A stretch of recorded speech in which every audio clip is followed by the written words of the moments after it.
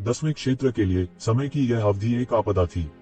लेई जेंगक्सुन दुनिया को पार करने वाले पहले व्यक्ति थे, लेकिन वे अंतिम नहीं थे। एक के बाद एक शक्तिशाली विशेषज्ञ पार हो गए और सभी दिशाओं में खूनी लड़ाई में लगे रहे। इस बीच 10वें दायरे के विशेषज्ञों की खबर भी फैल गई कि उन्होंने स्वर्ग के दायरे के 5वें स्वर्ग में कदम रखा है और पार करने वाले इन विशेषज्ञों के साथ भयंकर लड़ाई में लगे हुए हैं। एक जगह के लिए दोनों पक्षों में मारपीट हो गई। कई मार्किस कुलों ने भी अपने क्रूर चेहरे प्रकट किए। इन मार्किस कुलों की तुलना में ये व्यक्तिगत कृषक अभी भी बहुत अनुभवहीन थे। समाचार का पहला भाग ठीक वेई तियानजियांग था। हालांकि इस अवधि के दौरान वेई तियानजियांग ने सफलतापूर्वक स्काई ह्यूमन दायरे की 5वीं परत में कदम रखा था, लेकिन उन्हें लेई जेंगक्सुन के हाथों करारी हार का सामना करना पड़ा था। वे इन विशेषज्ञों में से पहले व्यक्ति बन गए थे जो सीमा पार अभियान में विफल रहे थे। फिर आह किंग रहस्यवादी चंद्रमा संप्रदाय के एक अन्य शिष्य ली तियानलेन के साथ लड़े और दोनों पक्ष घायल हो गए। आकाशीय क्षेत्र के 5वें स्वर्ग की लड़ाई ने पूरे 10वें क्षेत्र को हिला दिया और इस प्रक्रिया में कई विशेषज्ञ जो पहले ही आकाशीय क्षेत्र के 4थे स्वर्ग में कदम रख चुके थे, वे क्रमिक रूप से उन विशेषज्ञों से हार गए जिन्होंने दायरे पार कर लिए थे, और कुछ की दुखद मृत्यु भी हो गई उनके हाथों में। इन आकाओं के लिए जो दायरे पार कर गए थे, इन लोगों के जीवन और मृत्यु से उन्हें कोई सरोकार नहीं था। इससे 10वें क्षेत्र में स्वामी के सामूहिक क्रोध का भी कारण बना। उन्होंने कई घात लगाने की योजना भी बनाई, लेकिन इसका परिणाम यह हुआ कि घात लगाने गए सभी स्वामी मारे गए। तथ्यों ने साबित कर दिया कि दायरे पार करने वाले स्वामी भी वे लोग नहीं थे जिनसे वे निपट सकते थे। फिर उन्होंने यिनफी चेन को पाया। हालांकि वे, जो हमेशा सफल रहे थे, को यिनफी चेन के सामने एक बड़ा नुकसान उठाना पड़ा। यह भी पहली बार था कि 10वें क्षेत्र ने अन्य क्षेत्रों के विजेताओं के खिलाफ जीत हासिल की थी। हालांकि 10वीं दुनिया में आने वाले क्रॉस बाउंड्री मास्टर्स ने जल्द ही पता लगाया कि कुल मिलाकर 1000 से अधिक नंबर प्लेटें थीं। उनमें से 800 से अधिक ये ज़िवेन के हाथों में थे। दूसरे शब्दों में, भले ही वे जमकर लड़े, ये ज़िवेन जब तक चाहे उन सभी को खत्म कर सकता था। हालांकि वह केवल एक स्थान पर ही रह सकता था। यदि उसने दूसरों को कुछ और नंबर प्लेटें वितरित की, तो उनके प्रयास व्यर्थ होंगे और वे सभी व्यर्थ होंगे। यह भी मौलिक कारण था कि 13 iron blood eagle Riders number plates को इकट्ठा करना चाहते थे, चाहे कुछ भी हो। जब तक ज्यादातर नंबर प्लेट उनके हाथों में थी, तब तक वे आसमान नहीं पलट सकते थे, चाहे कुछ भी हो जाए। हालांकि उन्होंने उम्मीद नहीं की थी कि इससे अंत में ये जीवन को फायदा होगा, जिससे उन्हें कोटे को नियंत्रित करने की क्षमता मिल जाएगी। इस बात को समझने के बाद वे पूरी तरह से हक्का बक्का रह गए। वे यिक्शिवेन के साथ प्रतिस्पर्धा करने में सक्षम नहीं होंगे जब तक कि वे यिक्शिवेन के शेष सैकड़ों को नहीं छीन लेते। दूसरे शब्दों में, उन्हें अपनी जान देने तक मेहनत करनी पड़ी, और अंत में उन्हें अभी भी यिक्शिवेन के मूड को देखना था। अगर यिक्शिवन नाखुश होते तो उन्हें घुमावदार बना सकते थे। ये गर्वीले स्वर्ग के गौरव स्तर के विशेषज्ञ इसे कैसे स्वीकार कर सकते थे? उस समय उनके उकसावे के सामने यिक्शिवेन के बारे में कोई और खबर नहीं होगी। यह ऐसा था जैसे वह गायब हो गया हो। अगर उन्हें नहीं पता होता कि वे वर्चस्व के लिए 10 दुनियाओं को पहले से नहीं छोड़ सकते, तो उन्हें यह भी शक होता कि यिक्शिवेन पहले ही 10वीं दुनिया छोड़ चुका है, क्योंकि उसकी तलाश करना बेकार था। यहाँ तक यिनफी चेन भी मिल गया था, लेकिन ये ज़िवेन के बारे में कोई खबर नहीं थी। इसने कई लोगों को, जो उसके साथ परेशानी का पता लगाना चाहते थे, पूरी तरह से स्तब्ध कर दिया। चूंकि आप कायर बनना चाहते हैं, तो आइए हम आपको बाहर कर दें। लेई जेंगक्सुन के ऐसा कहने के बाद उन्होंने और कुछ अन्य विशेषज्ञों ने, जो इस दुनिया में आ गए थे, हर जगह लोगों को मारना शुरू कर दिया। शुरुआत में वे केवल नंबर टैग के लिए लड़ रहे थे, लेकिन अब वे शुद्ध रूप से मारने के लिए हत्या कर रहे थे। एक समय के लिए 10वीं दुनिया एक खूनी तूफान से भर गई थी। कई प्रतिभाओं के पास प्रतिक्रिया करने का समय नहीं था और सीधे मौके पर ही उनका सिर काट दिया गया। इसके अलावा लेई जेंगक्सुन ने कहा कि अगर ये ज़िवेन कायम बने रहे, तो वे तब तक मारना जारी रखेंगे जब तक कि सभी को मार नहीं दिया जाता। उस समय कोई और उनके साथ प्रतिस्पर्धा नहीं करेगा और वे स्वाभाविक रूप से ऊपर उठेंगे। हालांकि यह विचार स्पष्ट रूप से सिर्फ एक खतरा था, क्योंकि ये स्वर्ग के गौरव स्तर के विशेषज्ञ थे जो व्यक्तिगत काश्तकारों के बीच बड़े शॉट्स का प्रतिनिधित्व करते थे। यहाँ तक कि मार्किस वंश भी एक ही बार में इतने सारे व्यक्तिगत काश्तकारों को नाराज नहीं कर सकता था। यदि ऐसा हुआ, तो ये मार्किस कबीले भी 1 इंच भी आगे नहीं बढ़ पाएंगे और अंततः सभी के गुस्से के कारण गिर जाएंगे। लेकिन फिर भी अनगिनत लोगों को आतंकित करने के लिए यह पहले से ही काफी था, क्योंकि यदि उनका वध बंद भी हो गया, तो वे नहीं जानते थे कि यह कब रुकेगा, और वे नहीं जानते थे कि क्या वे उस दिन तक बने रहेंगे जब तक कि इन लोगों ने हत्या करना बंद नहीं कर दिया। इसलिए इस भयानक दबाव के तहत बहुत से लोग अनायास ही यिक्शिवेन की तलाश करने लगे। यहाँ तक कई लोग यिक्शिवेन के बारे में शिकायत करने लगे। अगर वह न होते तो उनका इस तरह वध न किया जाता। जहाँ तक अलग दुनिया से आए विशेषज्ञों के साथ परेशानी की तलाश करने की बात है, जाहिर तौर पर उनमें ऐसा करने की हिम्मत नहीं थी। ऐसी परिस्थितियों में जूये सीधे खड़े हुए और लेई जेंगत्सुन को चुनौती दी। जैसे ही यह खबर सामने आई, इसने तुरंत 10वीं दुनिया में सनसनी मचा दी। अब जब अलग अलग दुनिया के विशेषज्ञ वध करने के लिए सेना में शामिल हो गए, तो वेई तियानजियांग जैसे विशेषज्ञ भी स्वतः ही छिप गए और उनसे मुकाबला करने की हिम्मत नहीं की। हालांकि यिन फीचेन ने लड़ाई जीत ली, लेकिन वह खड़ा नहीं हुआ। ऐसी परिस्थितियों में जूये की हरकतों ने तुरंत अनगिनत लोगों का ध्यान आकर्षित किया। सैकड़ों शीर्ष विशेषज्ञ उस घाटी में गए जहां युद्ध की व्यवस्था की गई थी। 13 आयरन ब्लड ईगल कैवलरी और दुनिया भर के विशेषज्ञों द्वारा वध किए जाने के बाद, और साथ ही उनमें से कुछ एक दूसरे को मारने के बाद, परीक्षण में शामिल होने वाले हजारों लोगों में से अब 800 से कम लोग बचे थे। उनमें से अधिकांश के नंबर टैग चोरी हो गए थे, और जब तक कोई चमत्कार नहीं होता, तब तक 10वें दायरे में 10 स्थानों का उनसे कोई लेना देना नहीं होगा। क्या वह आएगा? वह अवश्य आएगा। बहुत से लोग जानते थे कि अलग अलग दुनिया के उन विशेषज्ञों द्वारा उनका वध किया जा सकता है, लेकिन फिर भी वे लड़ाई देखने गए। यह अफवाह थी कि एक शिवेन दिखाई देंगे। ऐसा इसलिए था क्योंकि बहुत से लोग जानते थे कि ये शिवेन और जूये के बीच अच्छे संबंध थे। इस समय ये शिवेन के सामने आने का यही एकमात्र अवसर था। उसे आना चाहिए। इस बर्बर के हर जगह दुश्मन है, लेकिन उसके केवल ये शिवेन के साथ अच्छे संबंध हैं। यह सच है। वे दोनों संकट मोचक हैं। केवल ऐसे लोग ही एक ही सड़े हुए स्वाद को साझा करेंगे। मुझे भी ऐसा ही लगता है।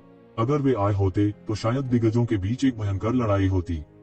यह जूये एक बर्बर है जो हर जगह परेशानी पैदा करता है, और ये शिवेन भी बुरा नहीं है। 13 आयरन ब्लड ईगल कैवलरी बहुत शक्तिशाली थे, लेकिन अंत में वे अभी भी एक शिवेन के हाथों दुखद रूप से मारे गए। जिस घाटी में युद्ध की व्यवस्था की गई थी, वहां आवाजों का हुड़दंग था। चट्टान के ऊपर जूये की लंबी आकृति बैठ गई और सीधे आगे देखने लगी। घाटी के नीचे अनगिनत विशेषज्ञ इकट्ठे हुए थे। इतने लोगों के एक साथ इकट्ठा होने पर उनके लिए सुरक्षा का भाव था। भाई, वे शायद नहीं जानते कि आप पहले से ही उनमें से हैं। भीड़ में हरे रंग की शर्ट में एक युवक और उसके बगल में एक बहुत ही प्यारी लड़की ने मुस्कुराते हुए कहा। ये शिवेन और ग्रीन लुओ थे। जैसा उन्होंने सोचा था, ये शिवेन शायद दूसरे लोगों के लिए बिल्कुल भी सामने न आए। हालांकि जब इसमें जूये शामिल था, तो उसने बाहर आने और देखने का फैसला किया। यह 10वीं दुनिया में उसके कुछ दोस्तों में से एक था। चूंकि संजिशी और लियू ज़ैफान की मौत का उस पर बहुत बड़ा प्रभाव पड़ा था, ऐसा लगता था कि वह रातों रात बड़ी हो गई थी। उसने ये शिवेन को उसके पूरे नाम से नहीं पुकारा, लेकिन उसे भाई ये कहा। इस दौरान जब बाहर हंगामा हो रहा था, तो वह नहीं दिखा और बाहरी दुनिया को खूनी गड़बड़ होने दिया। वास्तव में यहाँ तक वे विशेषज्ञ भी जो अलग अलग दुनिया से आए थे, उस घाटी से गुजरे जहाँ एक शिवेन कई बार बंद कमरे में प्रशिक्षण ले रही थी। हालांकि उन्होंने ये शिवेन को रेस्ट्रेनिंग ब्रीथ टेक्निक का इस्तेमाल करते हुए नहीं पाया। हालांकि कुछ समस्याओं को हमेशा के लिए टाला नहीं जा सका। उन्हें अभी भी हल करना था, इसलिए वह बाहर आया। गर्जन। दूर एक लंबी गर्जना सभी दिशाओं में गूंज रही थी। कई पहाड़ जवाब में टूट गए, शून्य को विकृत कर दिया। एक भयानक आकृति ने शून्य के माध्यम से कदम रखा, घाटी की ओर बढ़ रही थी, साथ में बिजली के अनगिनत बोल्ट जो आकाश में उड़ गए थे।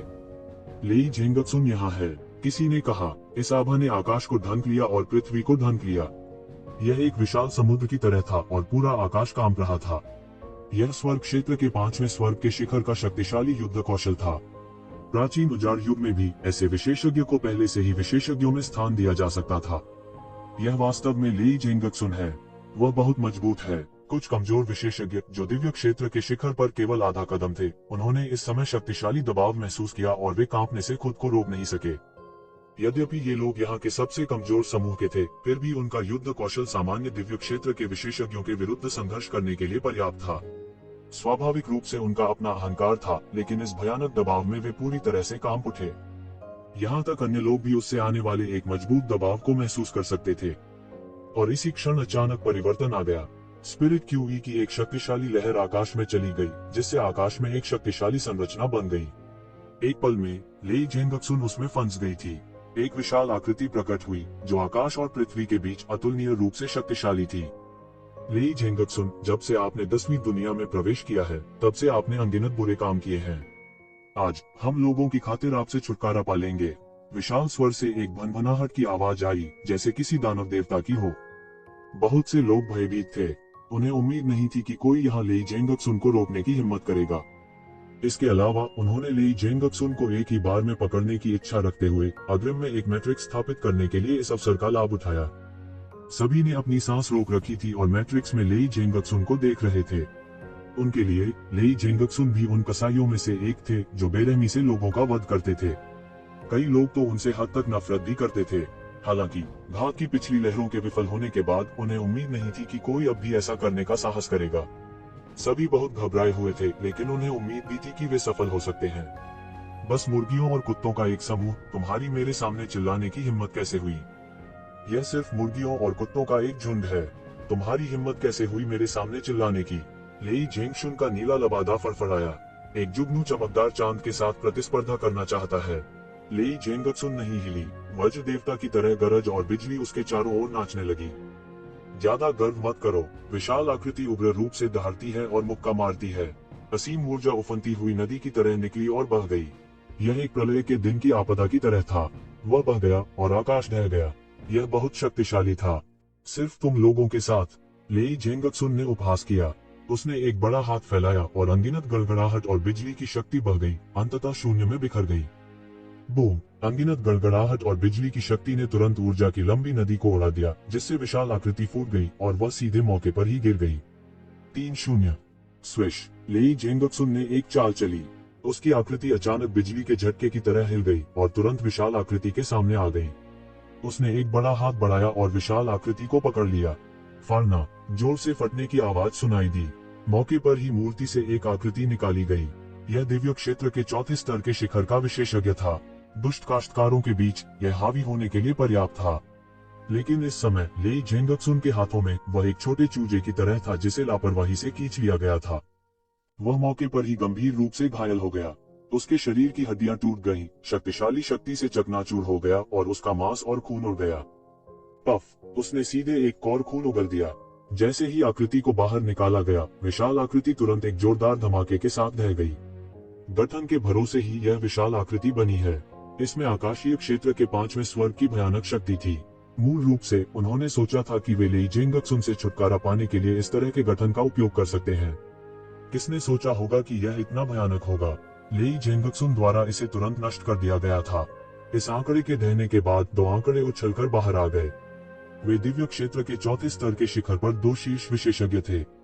जैसे ही ये 2 लोग बाहर कूदे, वे तुरंत लेई जेंगशुन की ओर दौड़ पड़े। 2 अद्भुत तलवार की रोशनी तारों की 2 नदियों की तरह शून्य में लटकी हुई थी, जो लेई जेंगक्सुन की ओर गिर रही थी।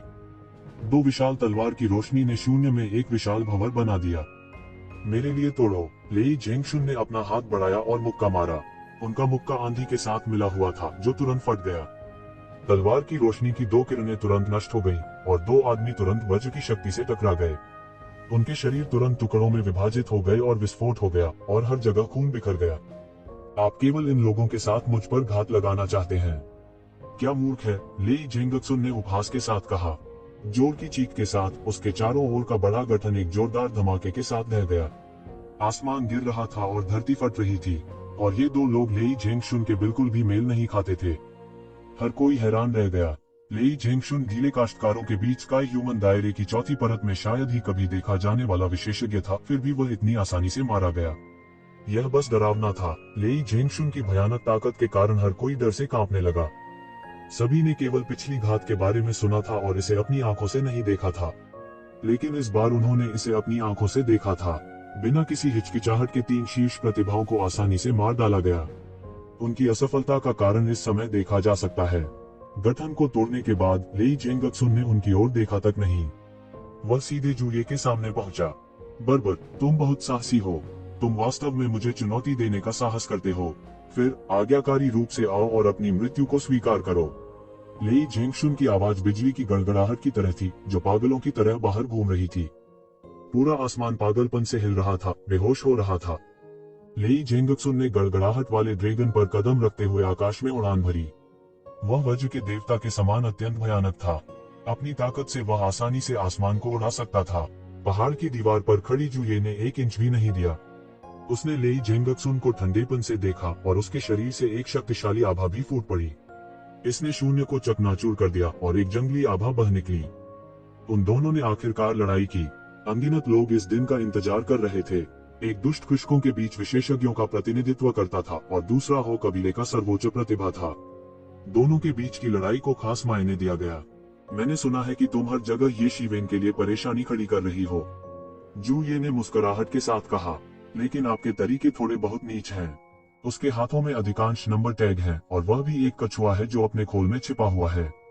हम बिना किसी विशेष तरीके के उसे कैसे बाहर निकाल सकते हैं? लेई जेंगक्सुन ने कहा, यदि वह वास्तव में एक आदमी की तरह दिखता है तो उसे आज्ञाकारी रूप से बाहर आना चाहिए और हमारी चुनौती स्वीकार करनी चाहिए। ऐसा मत सोचो कि तुम पहले से ही दुनिया में अजेय हो। अंत में तुम सिर्फ हारने वालों का एक समूह हो, हारने वालों का एक समूह जो दूसरी दुनिया में प्रतिस्पर्धा कर रहा हो। जू ये ने बिना किसी शिष्टता के कहा, आप मेरी मनस्थिति को तोड़ने के लिए इस पर भरोसा करना चाहते हैं। लेई जेंगक्सुन ने उपहास किया और कहा, शायद कोई है जो मुझे हरा सकता है, लेकिन वह व्यक्ति निश्चित रूप से तुम नहीं हो। तुम्हारे जैसे कचरे के साथ मुझे हराने का कोई तरीका नहीं है। तू जिवेन ने दूर से देखा। आकाश में दो लोगों की आभा अत्यंत भयानक थी।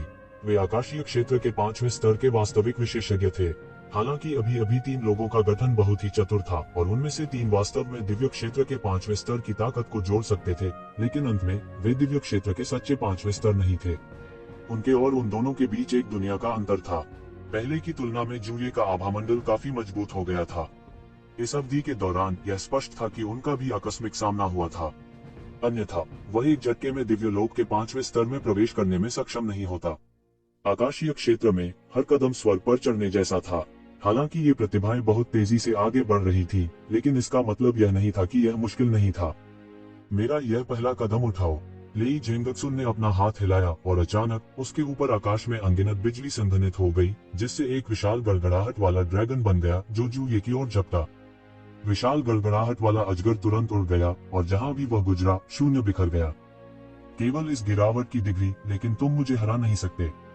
जूये ने उपहास किया और उसके हाथ में गदा अचानक हिल गई। एक तेज आवाज हवा में फैल गई और स्वर्ग और पृथ्वी के बीच का स्थान कांप उठा। गदा ने सीधे वज्र अजगर को टुकड़े टुकड़े कर दिया। यदि यह सब तुम्हारे पास है तो भाड़ में जाओ। जूये के हाथ में गदा एक ऐसी शक्ति लिए हुए थी जिसने लोगों को निराश कर दिया था और यह क्षैतिज रूप से नीचे की ओर दौड़ी। शक्ति नदियों और समुद्रों को उलट सकती थी और यह अत्यंत भयानक था। इस समय लेई जेंगक्सुन की अभिव्यक्ति अंत में थोड़ी बदल गई। उसका पूरा शरीर मौके पर ही फट गया। भयानक शक्ति ने उसके शरीर पर प्रहार किया और उसके लिए विरोध करना कठिन हो गया। रुकने से पहले उनकी आकृति 1000 मीटर से अधिक दूरी तक आकाश में घूमती रही। इस समय उनका जूये को देखने का तरीका थोड़ा बदल गया। इस बर्बर के पास और कोई योग्यता नहीं थी, केवल यह भयानक शक्ति ही उसके लिए आकाशीय क्षेत्र के 5वें स्वर्ग के बीच एक स्थान पाने के लिए पर्याप्त थी। हालांकि लेई जेंगक्सुन को केवल एक पल के लिए झटका लगा। फिर उसने अपने हाथों को लहराया और आकाश में अनगिनत थंडर ड्रैगन दिखाई दिए।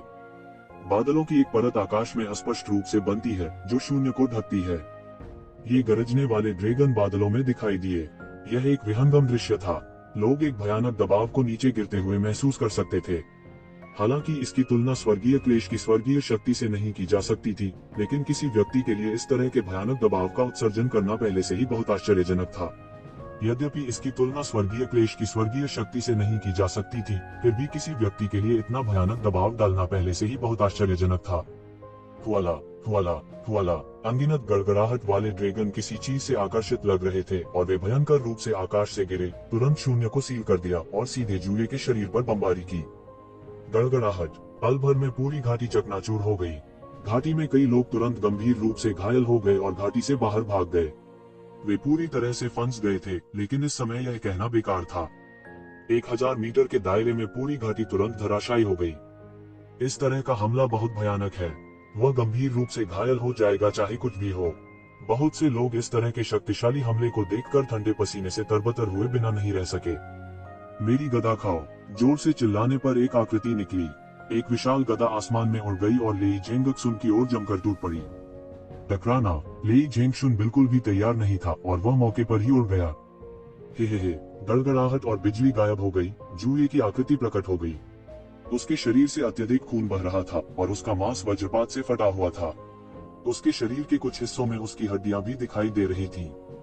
वह लगातार हाँफ रहा था। वज्रपात से वह भी गंभीर रूप से घायल हो गया। दूसरी तरफ लेई जेंगक्सुन ने शून्य में अपने दिमाग को बमुश्किल स्थिर किया। उसके मुंह के कोने से खून बहने लगा। जूये की गदा ने सीधे उसके आंतरिक अंगों को हिला दिया था और उसके कारण खून बहने लगा था। यह शक्ति बहुत मजबूत थी। इस मारपीट में दोनों पक्ष घायल हो गए और किसी को फायदा नहीं हो सका। ये शिवेन की भौहें तन गईं। उसे थोड़ा अजीब लगा। लड़ाई अभी हार हार की स्थिति लग रही थी, लेकिन विशेषज्ञों की नजर में ऐसा नहीं था। ली जेंगक्सुन ने पहले ही अपने सभी साधनों का उपयोग कर लिया था, लेकिन जूये विरोध करने के लिए केवल अपने शरीर की ताकत पर निर्भर था। पिछली बार भी ऐसा ही था। जूये की अद्भुत युद्ध शक्ति के साथ वह वास्तव में एक ब्रह्मसरणी द्वारा मूर्ख बनाया गया था। आमतौर पर कहा जाए तो भले ही कोई इसके आर पार न देख सके, कोई इसे आसानी से तोड़ सकता है। ठीक पहले ये जिवेन की तरह, लेकिन उसने इसे बिल्कुल नहीं देखा। अगर किसी की मानसिक शक्ति थोड़ी मजबूत होती तो वे ऐसे नहीं होते, लेकिन जूये मूर्ख थी। ये बिल्कुल भी नॉर्मल नहीं था। आमतौर पर जब एक योद्धा के दायरे में सुधार होता है तो उसी समय उनकी क्षमताओं के सभी पहलुओं में भी सुधार होता है। सबकी अपनी अपनी ताकत थी और सुधार का स्तर भी अलग अलग था। हालांकि किसी भी मामले में यह जूये जैसा नहीं होना चाहिए। उसका दायरा किसी चीज से सील लगता है। तो जिवेन ने अपनी आंखें सिकोड़ ली और कहा, मरना। ली जेंगक्सुन ने अपने शरीर में हर तरह की तकलीफ को जबरन दबा दिया। उसकी आंखें रक्तिम थी और उसकी आभा आकाश की ओर बढ़ रही थी। अनगिनत वज्रपात फिर से उसके शरीर के चारों ओर घूमने लगे। तुम मुझे चोट पहुंचाने की हिम्मत करते हो। आज वह दिन है जब तुम मरोगे। ली जेंगक्सुन ने शून्य में कदम रखा और आकाश में एक गड़गड़ाहट वाला ड्रैगन दिखाई दिया। उसने आकाश को ढंक लिया और पृथ्वी को ढंक लिया।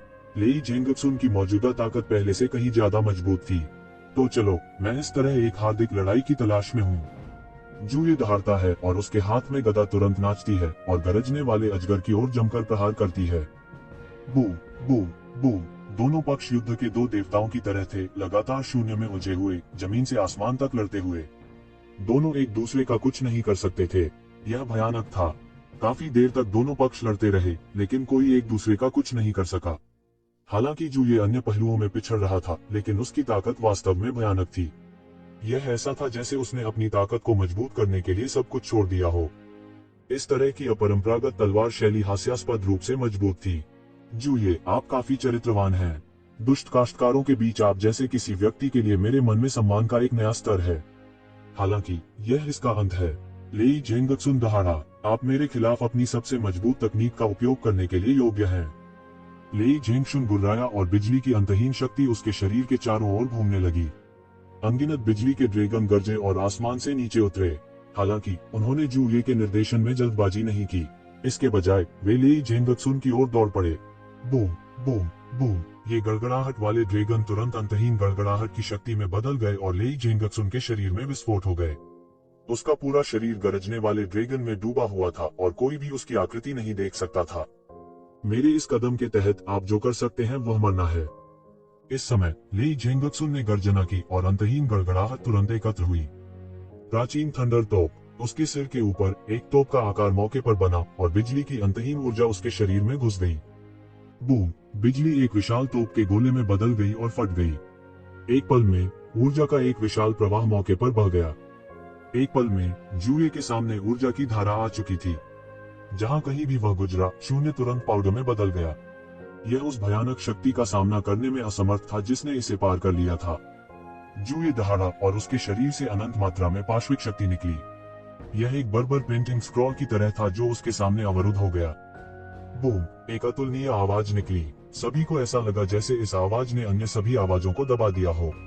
स्वर्ग और पृथ्वी ने अन्य सभी रंगों को खो दिया, केवल उन आंसुओं का रंग छोड़ दिया जो आकाश भर गए थे। कितना समय बीत गया उसे पता ही नहीं चला। यह एक सेकंड की तरह लगा, लेकिन यह एक सदी की तरह भी लगा। सभी ने तेज रोशनी में अपनी आंखें खोलने के लिए संघर्ष किया, लेकिन उन्होंने देखा कि शून्य आकाश में खुलने और बंद होने वाली दरारों से भरा हुआ था। यह बेहद भयानक था। ली जेंगशुन हवा में लगातार हौंक रहा था, लेकिन उसके चेहरे पर मुस्कान थी। दूसरी तरफ जूये का फिगर सबके सामने आ गया। वह असामान्य रूप से दयनीय स्थिति में था और उसने अपने शरीर की रक्षा के लिए जिस हथियार का इस्तेमाल किया था वह खून से लथपथ था। वे पूरी तरह से गिर चुके थे और उनके हाथों की हड्डियां देखी जा सकती थी। उसके हाथों के अलावा उसके शरीर पर मांस का एक भी टुकड़ा नहीं था जो कि सुरक्षित था और हर जगह खून बह रहा था। एक लंबी चुप्पी के बाद आखिरकार किसी ने पूछा, क्या यह लड़ाई का नतीजा तय है? उन्हें उम्मीद नहीं थी कि लड़ाई इतनी तेज होगी। दोनों पक्षों के पास मौजूद शक्ति उन्हें झकझोरने के लिए काफी थी और उन्होंने अपने दिल की गहराई से डर महसूस किया। बूम। जैसे ही उसने बात की, जूये की आकृति सीधे शून्य से गिर गई और जमीन में पटक दी, जिससे एक बड़ी दरार पैदा हो गई। हा, अंत में मैं अभी भी जीत गया। ली जेंगशुन जोर से हंस पड़ी। उसने अपनी हथेली खोली और गड़गड़ाहट और बिजली की शक्ति घनीभूत हो गई। फूश, गड़गड़ाहट और बिजली की यह शक्ति तुरंत आकाश में चुप गई और सीधे जुए की ओर चली गई। वह इस तथ्य का फायदा उठाना चाहता था कि वह उसे मारने के लिए गंभीर रूप से घायल हो गया था। हालांकि वह आखिरकार जुए के खिलाफ जीत गया था, जुए का उसका डर गहरा गया था। येज़ेबेल देख सकती थी कि कुछ अजीब था, लेकिन क्या वह नहीं देख सकती थी? वह यह भी देख सकता था कि इसमें कुछ अजीब बात है। यह जंगली वास्तव में उसके खिलाफ इस हद तक लड़ सकता था कि वह सिर्फ अपने भौतिक शरीर के साथ। हालांकि वह नहीं जानता था कि उसकी अन्य क्षमताएं कहाँ हैं। एक बार उसे प्रस्फुटित होने दिया गया तो यह उसके लिए एक बड़ी आपदा होगी। चूंकि उसने पहले ही उसे नाराज कर दिया था, इसलिए वह उसे मरने भी दे सकता था। केवल एक मृत शत्रु ही सबसे अच्छा शत्रु था। अचानक एक विशाल सुनहरा हाथ शून्य से टूट गया और एक पल में जुए के सामने आ गया। इसने बिजली के बोल्ट को ऊर्जा की एक गेंद में कुचल दिया और इसे जबरदस्ती अवशोषित कर लिया। लेई जेंगशुन की आंखों में थोड़ी सतर्कता दिखाई दी। हालांकि उसे गंभीर चोटें आई थी, फिर भी वह एक भयानक दुश्मन था जो उससे अनजान था। क्या तुम मुझे नहीं ढूंढ रहे हो? शून्य में एक हरे रंग की आकृति दिखाई दी। येज़ेबेल, यह येज़ेबेल है। कुछ लोगों ने येज़ेबेल के छायाचित्र को लगभग तुरंत ही पहचान लिया। उनकी पोशाक बहुत विशिष्ट थी, इसलिए बहुत से लोग इसे बिल्कुल भी नहीं छिपा सके। इसके अलावा येज़ेबेल इसे छिपाने का बिल्कुल भी इरादा नहीं रखता था। You are Jezebel. इस समय लेई जेंगशुन की आंखों में कुछ डरावने रूप चमक उठे। यदि वह अपने चरम पर होता, भले ही एक शिवन प्रकट हो सकता था, उसे विश्वास था कि वह उसे सीधे मार सकता था। लेकिन अब वह गंभीर रूप से घायल हो गया था और उसका सामना येज़ेबेल से हो गया था जिसकी ताकत अज्ञात थी। लेई जेंगशुन बस चोट पर नमक छिड़क रही थी। येज़ेबेल ने केवल उस पर नजर डाली और तुरंत अनुमान लगाया कि वह क्या सोच रहा था। वह उपहास किए बिना नहीं रह सका और बोला, चिंता मत करो, मैं तुम्हारा फायदा नहीं उठाऊंगा क्योंकि तुम इसके लायक नहीं हो। तुम। लेई जेंगशुन को अचानक गुस्सा आ गया। उसने येज़ेबेल पर ज्यादा ध्यान नहीं दिया, लेकिन उसे उम्मीद नहीं थी कि येज़ेबेल उससे भी ज्यादा अहंकारी है। उसने वास्तव में उसे नीचे देखा, जिससे उसे बहुत गुस्सा आया। यदि यह सामान्य समय में होता तो वह तुरंत येज़ेबेल पर हमला कर देता, लेकिन अब वह अपनी चरम अवस्था में नहीं था। इसके अलावा अभी अभी येज़ेबेल के हमले ने भी उसे चौंका दिया था। वह केवल अपने दिल में गुस्से को दबा सकता था और ठंडेपन से बोला, आखिरकार तुम प्रकट हो गए। मुझे लगा कि तुम हमेशा के लिए अपने खोल में छिपे एक कछुआ बन जाओगे। मुझे बाहर करने के लिए आप कह सकते हैं कि आपने अपना सर्वश्रेष्ठ प्रदर्शन किया है। येज़ेबेल ने उदासीनता से कहा, लेकिन आज मैं आपको बताना चाहता हूं कि एक हारने वाला हमेशा हारने वाला ही रहेगा। वह केवल स्थान बदलने से विजेता नहीं बन जाएगा। येज़ेबेल के लिए ये लोग कितने भी शक्तिशाली क्यों न हो, उनके शब्द कितने भी अच्छे क्यों न हो, एक हारा हुआ व्यक्ति हारा हुआ था। छिपाने की कोई जरूरत नहीं थी, क्योंकि छिपने का कोई फायदा नहीं था। मैं आज यहाँ इंतजार करूंगा। हर कोई जिसे नंबर प्लेट चाहिए या मेरा सिर चाहिए, बेझिझक कोशिश करें। मैं सभी के आने का इंतजार करूंगा। येज़ेबेल ने उदासीनता से कहा। अचानक नीचे के लोगों में हड़कंप मच गया। दबंगई क्या थी? यह दबंग था। दबंगई क्या थी? यह दबंग था। हालांकि येज़ेबेल के शब्दों में ये सभी लोग हारे हुए थे, निस्संदेह वे सबसे अच्छे थे। अन्य क्षेत्रों में भी वे शायद कमजोर न हो। जू ये और यिनफीचेन जैसे पावर हाउस के लिए भी उनमें से किसी एक का सामना करना पहले से ही बहुत मजबूत था। हालांकि येज़ेबेल का इरादा उनके साथ आने का इंतजार करना था। ये कैसी हिम्मत थी! कितना बोल्ड! कोई आश्चर्य नहीं कि उसने वास्तव में 13 आयरन ब्लड ईगल राइडर्स पर हमला करने का साहस किया और उनकी जगह लेने में सफल रहा। कई लोगों का खून खौल रहा था। हालांकि येज़ेबेल एक दुष्ट कृषक नहीं था, फिर भी वह 10वें क्षेत्र में चयन की परतों से भी गुजरा था। सबसे महत्वपूर्ण बात, किसी भी मामले में येज़ेबेल इन क्रॉस रियलम मास्टर्स की तुलना में आंखों को अधिक भाता था, जो केवल मारना जानते थे। ठीक है, मुझे देखने दो कि तुम कितने सक्षम हो, लेई जेंगशुन ने जमकर कहा। वह ठीक होने के लिए तुरंत शून्य में पालथी मारकर बैठ गया। हालांकि वो अभी भी येज़ेबेल के खिलाफ थोड़ा सतर्क था। भीड़ की चौकस निगाहों के नीचे उसका मानना कि येज़ेबेल लापरवाही से काम नहीं करेगी। ये लोग अंधाधुंध हत्या कर सकते थे, लेकिन लापरवाही से नहीं बोलते थे। जैसा कि कहा जाता है, भोजन अंधाधुंध खाया जा सकता है, लेकिन शब्द अंधाधुंध नहीं बोले जा सकते। इन स्वर्ग के गौरव विशेषज्ञों का अपना गौरव था। उसका मानना कि येज़ेबेल वही थी। येज़ेबेल ने उस पर बिल्कुल ध्यान नहीं दिया। वह सीधे जमीन पर उतरा और जुए के शरीर पर एक हाथ दबाया। फीनिक्स रिजनरेशन तकनीक तुरंत उसके शरीर में दौड़ गई और एक फीनिक्स रोना आया। जुए के शरीर पर लगी गंभीर चोटें नग्न आंखों से दिखाई देने वाली गति से ठीक हो गईं। केवल 1 घंटे के 1/4 में जुए की भयानक चोटें, जो मूल रूप से घातक थी, लगभग ठीक हो गई थी। इस समय लेई जेंगशुन, जिसकी चोटें जुए की तुलना में बहुत हल्की थी, ठीक हो गई थी। हीलिंग तकनीक के मामले में दोनों पक्षों के बीच का अंतर पहले से ही स्पष्ट था। भैया, इस बार आप सभी का धन्यवाद है, नहीं तो मेरा यह शरीर शायद यहाँ खो गया होता, जू ये ने मुस्कुराते हुए कहा। उसका चेहरा थोड़ा पीला पड़ गया था। हालांकि उनकी चोटें ठीक हो गई थी, लेकिन थोड़े समय में उन्होंने जो सार खाया था उसे फिर से भरने का कोई तरीका नहीं था। उनकी युद्धक शक्ति थोड़े समय में चरम पर नहीं लौट सकी। अंत में इस लड़ाई में आपकी भागीदारी अभी भी मुझसे संबंधित है। मैं कैसे बस खड़े होकर देख सकता हूँ, ये जिवेन ने कहा। हे, शब्द मेरा आभार व्यक्त नहीं कर सकते।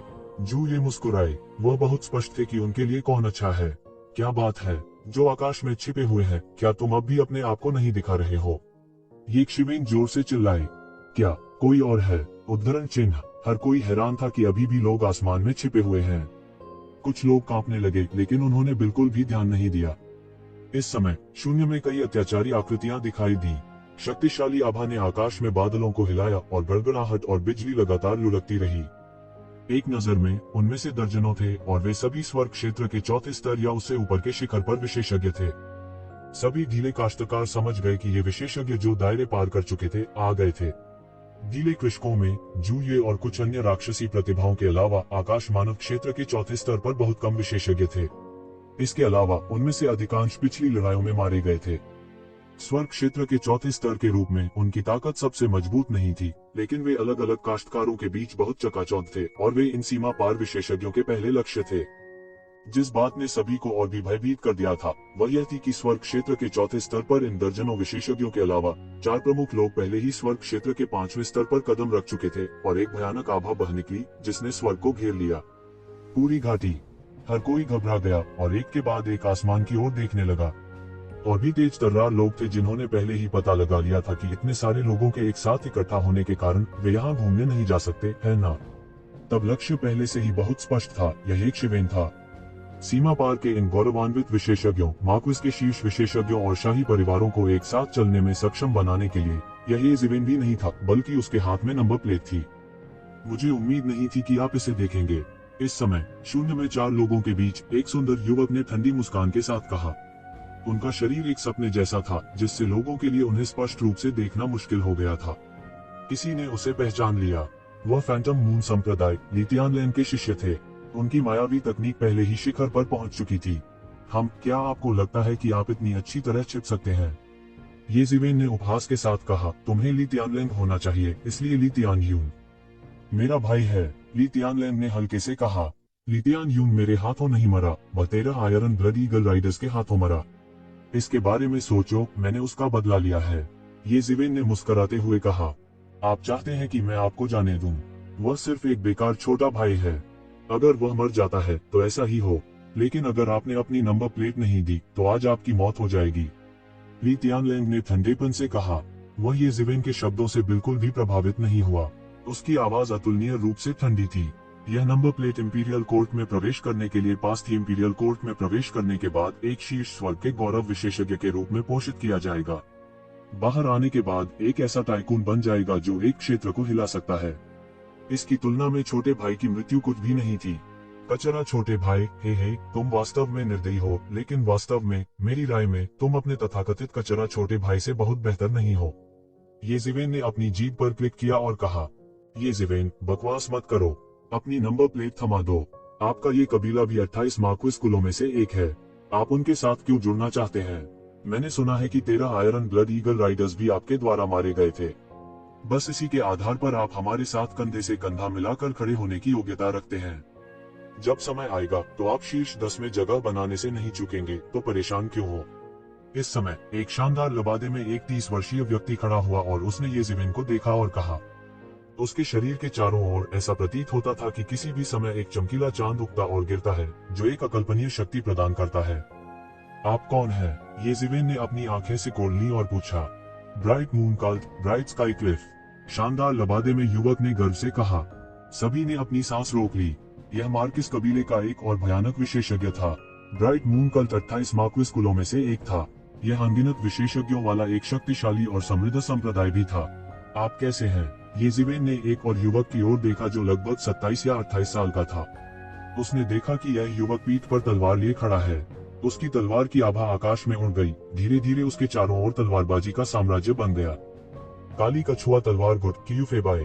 अपनी पीठ पर तलवार लिए हुए युवक ने न तो दास्तां की और न ही दबंग तरीके से कहा। काला कछुआ तलवार गुट मानव जाति का एक प्रसिद्ध तलवार कृषक था। हालांकि उनकी व्यापक ताकत मार्क्विस कुलों में सबसे मजबूत नहीं थी, लेकिन उनकी उत्कृष्ट विनाशकारी शक्ति के साथ मार्क्विस कुलों का सामना करते हुए बहुत से लोग उनसे निपटना नहीं चाहते थे। इस समय येशिवेन की नजर आखिरी लंबे और मजबूत आदमी पर पड़ी। यह एक बॉडी कल्टीवेटर था। येशिवेन ने लगभग तुरंत निर्धारित किया कि उसके शरीर की जीवन शक्ति वास्तव में जोरदार और भयानक थी। यह जूये से ज्यादा खराब नहीं था। सेनलुओ कबीले, सेनलुओ हाओ। लंबा और मजबूत आदमी धीमी और दबी हुई आवाज में बोला। वो बेहद घमंडी था और येशिवेन की बिल्कुल भी परवाह नहीं करता था। बहुत अच्छा, येशिवेन ने अपनी आंखें सिकोड़ ली और कहा। ताता, 2 कदमों की आहट सुनाई दी। जू येशिवेन के साथ कंधे से कंधा मिलाकर लड़ना चाहती थी, उसके पक्ष में चली गई। चिंता मत करो, इन बदबूदार मछलियों और झींगों को आपकी मदद की जरूरत नहीं है। येशिवेन ने जूये को देखा और मुस्कुराते हुए कहा। जूये ने येशिवेन को इस तरह देखा और जिद नहीं की। इसके बजाय उन्होंने कहा, अगर ऐसा है तो मैं और कुछ नहीं कहूंगा। अगर आपको मेरी जरूरत है तो बस मुझे आवाज दें। भले ही यह ब्लेड का पहाड़ या लपटों का समुद्र हो, यह एक नहीं होगा संकट। इतना कहने के बाद जूये पीछे हट गई। हालांकि उन्होंने अभी भी गदा को अपने हाथ में कसकर पकड़ रखा था। वह थोड़ा और ठीक होना चाहता था ताकि जब येशिवेन को उसकी जरूरत हो तो वह सबसे पहले काम कर सके। येशिवेन, ऐसा लगता है कि आप टोस्ट पीने से इनकार सिर्फ इसलिए करते हैं ताकि आप शराब पी सकें। आप हमारे खिलाफ जाने को तैयार हैं। ली तियानलेंग ने ठंडेपन से कहा। अगर ऐसा है तो हमें दोष मत दो कि हम अपनी दोस्ती को साथी मार्क्विस कुलों के रूप में नहीं मानते हैं। दोस्ती, हा हा हा, क्या मजाक है। नंबर प्लेट मेरे हाथ में है। अगर तुम इसे चाहते हो तो आकर ले लो, येशिवेन ने उपहास करते हुए कहा। क्या इस समय दोस्ती के बारे में बात करना बहुत हास्यास्पद नहीं था? तुम लोग किसका इंतजार कर रहे हो? जल्दी करो और उसे मार डालो। इस समय शून्य से एक और ठंडी आवाज आई। आवाज वज्र की तरह गहरी थी, लेकिन इसने एक पल में सभी को काम दिया। इस समय शून्य में धीरे धीरे एक आकृति दिखाई दी। यह एक साधारण सा दिखने वाला युवक था जिसकी उम्र करीब 25 या 26 साल लग रही थी। वह साधारण कपड़े पहने हुए था और उसकी आंखें ब्रह्मांड की तरह गहरी थीं। उनके आर पार देखना संभव नहीं था। येशिवेन की अभिव्यक्ति अंततः गंभीर हो गई। यह एक विशेषज्ञ था जो उस पर बहुत दबाव ला सकता था। उनकी प्रवृत्ति ने उन्हें बताया कि यह एक अत्यंत शक्तिशाली प्रतिद्वंद्वी था। जूये, जो उससे बहुत दूर नहीं थी, थोड़ा नर्वस होने के अलावा और कुछ नहीं कर सकती थी। यह एक ऐसी स्थिति थी जो कभी नहीं हुई जब उन्होंने अन्य विशेषज्ञों का सामना किया। यह देखा जा सकता था कि यह युवक उस पर बहुत दबाव बना रहा था।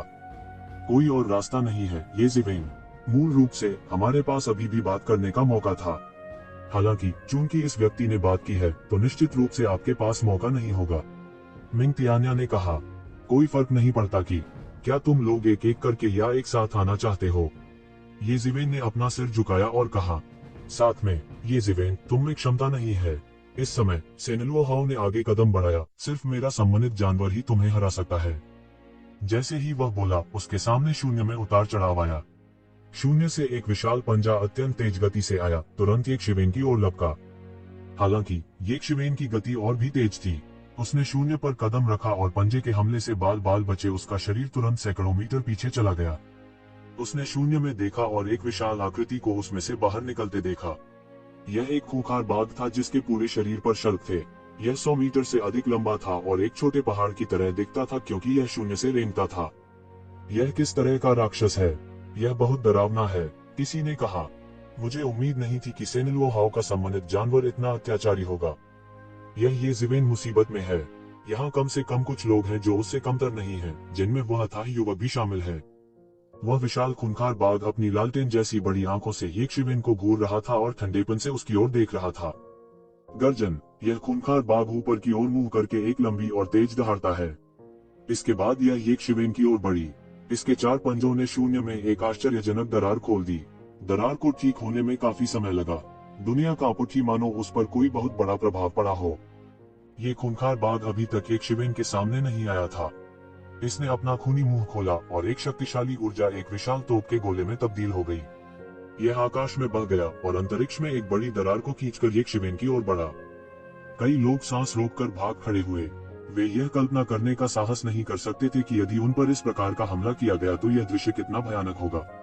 शायद यहाँ के सैकड़ों लोगों में से आधे से ज्यादा लोग एक सांस में भाप बनकर उड़ जाएंगे। भाई ये भीड़ में किंग लुओ ने अपने हाथों को आपस में इस तरह लपेटा जैसे वह स्वर्ग से प्रार्थना कर रही हो। इतने शक्तिशाली हमले के सामने उसका रंग काफी बदल गया। उसकी राय में ये ज़िवेन वास्तव में बहुत मजबूत थी, लेकिन उसके लिए इस तरह के हमले के सामने उदासीन रहना असंभव था। जो भीड़ में सबसे आगे थी, सबसे सीधी थी। उसने गदा को अपने हाथ में कसकर पकड़ रखा था, किसी भी समय ये ज़िवेन की मदद करने के लिए तैयार था। तू ज़िवेन ने ठंडेपन से सूंघा। उसने अपनी 5 उंगलियां मुट्ठी में जकड़नी और मुक्का मारा। एक पल में एक सुनहरी लहर निकली और बह गई। बूम! सबसे भयानक टक्कर की आवाज आई और ऐसा लगा कि पूरा शून्य पूरी तरह से ढह गया है। यह 2 अद्भुत शक्तियों की टक्कर थी। अंतहीन ऊर्जा लहरों में बदल गई, लहरों की तरह हलकों में बहते हुए। इस शक्तिशाली गति से कई लोग फिर से पीछे हट गए। वे मदद नहीं कर सके, लेकिन बार बार पीछे हट गए। यह बल बहुत प्रबल था। अचानक कोई अलार्म में चिल्लाया। उन्होंने देखा कि उस खूंखार बाघ का विशाल शरीर ऊर्जा के अशांत प्रवाह को पल भर में चीर कर रख देता है। इसने अराजकता का फायदा उठाया और एक ज़िवेन की ओर पहुंच गई। इसकी गति बिजली की तरह तेज थी। इसने अपने विशाल शरीर के साथ एक विशाल विपरीतता का निर्माण किया। तेज, तेज, तेज। यह पंजा बहुत तेज था, लेकिन ये ज़िवेन बिल्कुल भी तैयार नहीं लग रहा था और इस पंजे को अपने सामने पकड़ लिया। जैसे ही यह पंजा एक ज़िवेन के सिर को कुचलने वाला था, ये ज़िवेन अचानक हिल गया। बूम! उसके शरीर पर संवेग फट गया और बह गया। उसकी आंखें अचानक बिजली की चमक की तरह खुल गईं। उसने अपनी 5 उंगलियां मुट्ठी में जकड़ ली और सुनहरी लहर अचानक बिखर गई। तो ज़िवेन की 5 उंगलियां मुट्ठी में बंध गईं। उसकी मुट्ठी से एक सुनहरी रोशनी निकली, जिसने एक लहर बनाई जो बह गई। संकटपूर्ण क्षण में जब भयंकर बाघ उसका सिर पकड़ने वाला था, उसने उसे उड़ा दिया। तेज, तेज, तेज। बूम! जोर की दहाड़ सुनाई दी। ये ज़िवेन की मुट्ठी अंतरिक्ष की परतों में घुस गई और भयंकर बाघ के विशाल सिर पर जा गिरी। अगर इस खूंखार बाघ की रफ्तार इतनी तेज थी कि सबकी निगाहें इसे नहीं देख पाती, तो एक ज़िवेन की रफ्तार इससे कई गुना तेज थी। जैसे ही उसके विशाल शरीर को उड़ते हुए खूंखार बाघ ने खून से लथपथ चीख निकाली। यह एक तोप के गोले की तरह उल्टा उड़ गया और नीचे गिरने से पहले कई पर्वत चोटियों से टकराया। अचानक सब चौंक गए। क्या वह अब भी एक इंसान था? वह वास्तव में अपने नंगे हाथों से उड़ने वाले एक भयंकर जानवर को भेज सकता था। विस्फोट के बाद ये ज़िवेन के नीले रंग के कपड़े युद्ध के देवता की तरह लहराने लगे। ये ज़िवेन की निडरता ने आसपास के सभी दर्शकों को बुरी तरह चौंका दिया था। ऐसा नहीं था कि उन्होंने अतुलनीय रूप से निडर शरीर नहीं देखा था, लेकिन उन्होंने ऐसा निडर शरीर कभी नहीं देखा था जो केवल एक मुक्के से इतना क्रूर दानव जानवर को उड़ा सके। यह तेज और सटीक था। उसने भयंकर बाघ को मात्र एक मुक्के से उड़ते हुए भेज दिया था। ऐसी युद्ध शक्ति केवल भयावह थी। हालांकि उन व्यक्तिगत काश्तकारों के लिए निस्संदेह इससे उनका खून खौल उठा। हालांकि ये ज़िवेन की हरकतें सरल और सीधी थीं, बहुत अधिक फैंसी चालों के बिना इसने लोगों को यह भ्रम दिया कि उनका खून खौल रहा था। इस तरह की मुट्ठी से मांस की लड़ाई से लोगों का खून सबसे ज्यादा खौल सकता है। वह खूंखार बाघ जिसे पूरी तरह से खत्म कर दिया गया था, फिर से एक ज़िवेन की तरफ झपटा। उसका शारीरिक बल भी अत्यंत भयानक था। इसने अपना क्रूर मुंह खोल दिया और लगातार ऊर्जा की किरणें उगलती रहीं। ये ऊर्जा किरणें गोलियों की बौछार की तरह बह गईं। आकाश ऊर्जा तोपों के भयानक दृश्य से भर गया था जो उसने उगलती थी। यह ऊर्जा के तोपों को थूकते हुए एक ज़िवेन की ओर दौड़ा। ये ज़िवेन ने उपहास किया। यह जानवर वास्तव में लापरवाह था। इस समय ये ज़िवेन चले गए। उसने एक कदम आगे बढ़ाया और पूरा आकाश कांप उठा। यह भयंकर बाघ के हमले से भी भयानक था। दूर से देखने पर यह एक मानवीय भयंकर जानवर की तरह लग रहा था। दुनिया ने उसकी वजह से रंग बदला। दूर दूर के कई विशेषज्ञों ने इस दृश्य को देखा और उनके चेहरे बदल गए। हुश! ये ज़िवेन की आकृति शून्य में चमक उठी और एक पल में उस भयंकर बाघ के सामने आ गई। उस खूंखार शेर की आंखों में डर का एक अंश तैर गया, लेकिन तब तक बहुत देर हो चुकी थी। Shattering star fist! ये ज़िवेन ने अपनी 5 अंगुलियों को मुट्ठी में जकड़ लिया और एक सुनहरी लहर फैल गई, जिससे एक विशाल तारा बन गया और इस भयंकर बाघ के शरीर में भयंकर रूप से धंस गया। टकराना! खूंखार बाघ मौके पर ही नष्ट हो गया और उसके शरीर में एक बड़ा छेद हो गया। मांस और खून हर जगह उड़ गया और दृश्य बेहद भयानक था। लेकिन इस समय ये ज़िवेन ने एक बार फिर उसका पीछा किया और फिर से मुक्का मारा। रुकना! इस समय सेनलुओ हाओ ने अंततः हमला करने के बारे में सोचा, लेकिन वह एक ज़िवेन की गति के साथ कैसे रह सकता था। लगभग एक ही पल में उसने सैकड़ों घूंसे बरसाए। टकराना, टकराना, टकराना! एक गगनभेदी आवाज हुई और इस भयंकर बाघ को एक ज़िवेन ने कुचलकर मार डाला। इसे सीधे मांस के पेस्ट में तोड़ दिया गया था और इसके रक्त सार को भी तियानेवान मिर द्वारा अवशोषित कर लिया गया था। हर कोई स्तब्ध था और मूर्खता से अपने सामने के दृश्य को देख रहा था। उस अतुलनीय रूप से क्रूर बाघ को येशिवेन ने मार डाला था। यह बहुत भयानक था। येशिवेन ने उसे अपनी मुक्कों से मार डाला था और उसे मांस के पेस्ट के ढेर में बदल दिया था। येशिवेन की ताकत चौंकाने वाली थी। यह प्रत्यक्ष हार से भी अधिक भयानक था। यह पूरी ताकत का कुचलना था और समझौते के लिए कोई जगह नहीं थी। यह एक शुद्ध क्रशिंग था और बहुत से लोगों ने यह दृश्य देखा और वे बहुत डर गए। इस भयंकर बाघ ने निस्संदेह आकाशीय दायरे के 5वें स्तर में प्रवेश किया था, लेकिन येशिवेन के हाथों में यह कचरे की तरह लापरवाही से साफ किया गया था। इससे सभी को याद आया कि कैसे येशिवेन ने पहले 13 आयरन ब्लड ईगल कैवलरी को हराया था और ऐसा लगता था कि उसने उन्हें इतने सरल तरीके से हराया था। तुम मौत को दावत दे रहे हो। इस समय सेनलुओ हाउ बस गुस्से में थे। इस बुलाए गए जानवर को पालने के लिए उसने बहुत मेहनत की थी और केवल वह खुद ही जानता था, लेकिन अब इसे सीधे येशिवेन द्वारा मांस के पेस्ट में तोड़ दिया गया था। वह कैसे क्रोधित नहीं हो सकता था। जहां तक शब्दों की बात थी कि उसका बुलाया हुआ जानवर भी येशिवेन को हरा सकता है इत्यादि, इसे आसानी से बुला दिया गया था। हुश, सेनलुओ हाउ तुरंत बाहर निकले और उनके हाथ में एक भयानक भारी तलवार दिखाई दी और एक पल में वे नीचे गिर गए।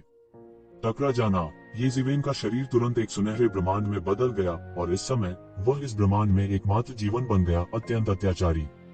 इस समय उसकी भारी तलवार येशिवेन के सिर को काटने वाली थी और इस समय येशिवेन आखिरकार चली गई। उसकी गति बहुत तेज थी और एक पल में उसकी सुनहरी मुट्ठी ने सुनहरी दिव्य तरंगों को नष्ट कर दिया और अनगिनत कानून प्रकट हुए और अदम्य बल के साथ सेनलुओ हाउ की भारी तलवार पर गिर पड़े। बजना। येशिवेन ने सबसे पहले भारी तलवार पर धमाका किया, जिससे धातु के टकराने जैसी आवाज हुई और पूरी भारी तलवार लगातार भिनभिनाने लगी। सेनलुओ हाउ के चेहरे पर कुछ भयावह रूप झलक आया। एक भयानक शक्ति ने भारी तलवार के माध्यम से सीधे उसके शरीर को हिला दिया और उसका पूरा हाथ थोड़ा कांपने लगा। और जबकि वह हमेशा अपनी शारीरिक साधना के लिए जाना जाता था, भारी तलवार को पकड़े हुए उसकी पूरी हथेली पूरी तरह से टूट गई थी और बुरी तरह विकृत हो गई थी। वह लगभग भारी तलवार को अपने हाथ में भी नहीं पकड़ सकता था और उसे उड़ते हुए भेजा गया था। यह कैसे संभव है? इतनी मजबूत शारीरिक साधना। येशिवेन के पास इतना अत्याचारी शरीर साधना कैसे हो सकता है? यहाँ तक कि प्रसिद्ध सेनलुओ कबीला, जो शारीरिक साधना में विशिष्ट था, इतना भयानक नहीं हो सकता था। उस जंगली की तो बात ही छोड़िए। बर्बर जाति अपने अत्याचारी शरीरों के लिए भी प्रसिद्ध थी। उसने जूये को अपने शरीर के साथ लेई जेंगक्सुन के साधनों का विरोध करते हुए देखा था, लेकिन उसे यकीन था कि जूये का शरीर भी येशिवेन की तरह भयानक नहीं था। यह ऐसा था जैसे उसने पौराणिक ड्रैगन कबीले का सामना किया हो। हुश, येशिवेन का आक्रमण रुकने से बहुत दूर था और एक पल में उसने एक और मुक्का मारा और बढ़ती मुट्ठी बल ने सभी दिशाओं को हिला दिया।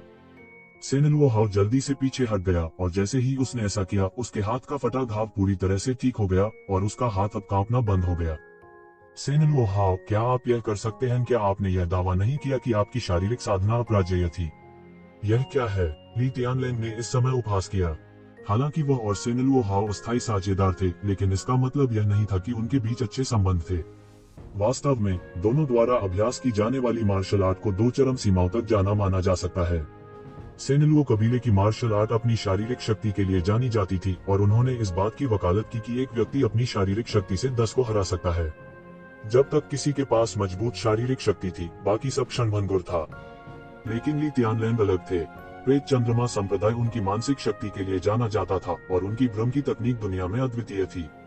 इस वजह से उन्हें 28 माकिस कुलों में से एक के रूप में स्थान दिया जा सकता है। कोई कल्पना कर सकता है कि उनकी भ्रम की तकनीक शिखर पर पहुंच गई थी।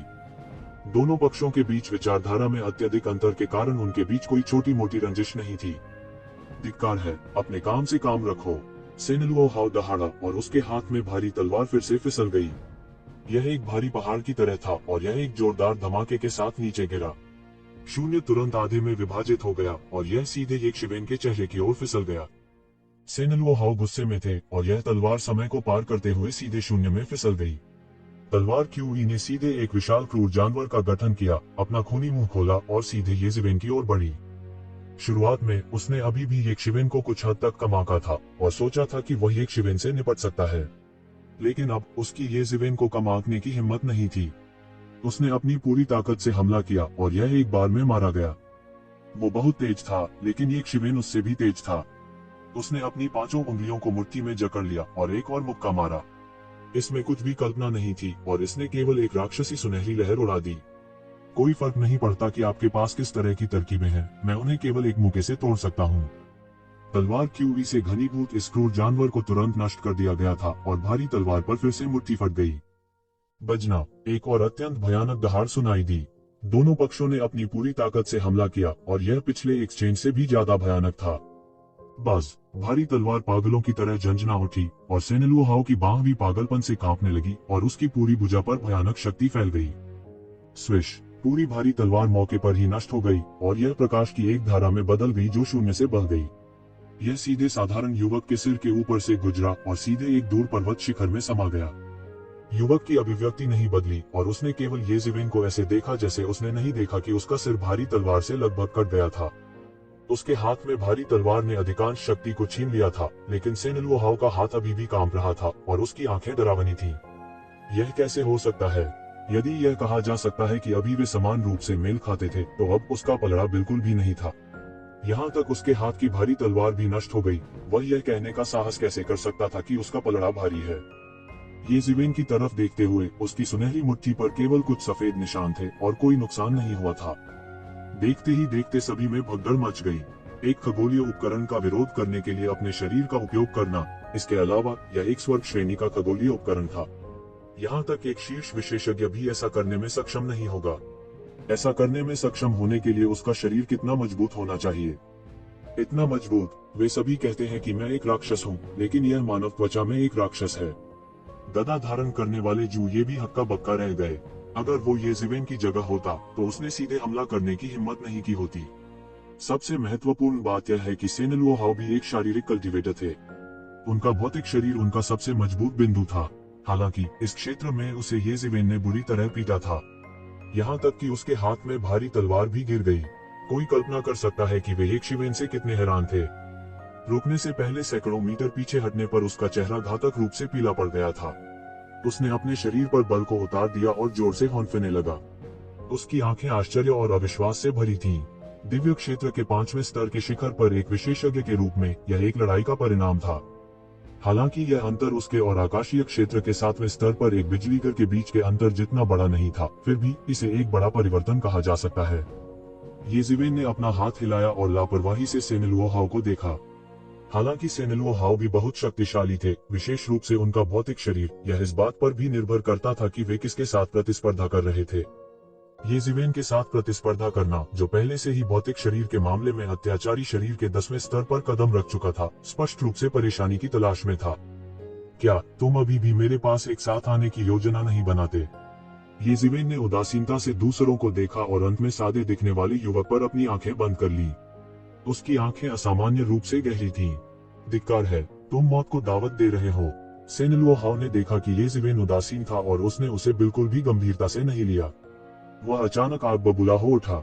सेनेलुओ हैवी सोर्ड, दूर से भारी तलवार तुरंत फिर से उसके हाथ में आ गई। यह लंबे समय से उनके द्वारा टेलीपैथी की हद तक परिष्कृत किया गया था। भले ही वह किसी अन्य स्थान पर उड़ गया हो, फिर भी वह उसे खोज सकता था। उसने जोर से गर्जना की और सेनेलुओ कबीले की शक्तिशाली मार्शल आर्ट को खत्म कर दिया। अचानक पूरी दुनिया गायब हो गई, जैसे कि केवल यही भारी तलवार हो। इस भयानक शक्ति के सामने सभी को भय से कांपना पड़ा। यह एक प्रकार की भयानक शक्ति थी जो दुनिया को नष्ट कर सकती थी। उसकी शुद्ध और भयानक शक्ति वास्तव में इस आकाश में विकसित होने में सक्षम थी। उनकी मार्शल आर्ट 10 को हराने के लिए एक व्यक्ति की ताकत का सबसे मौलिक अवतार थी।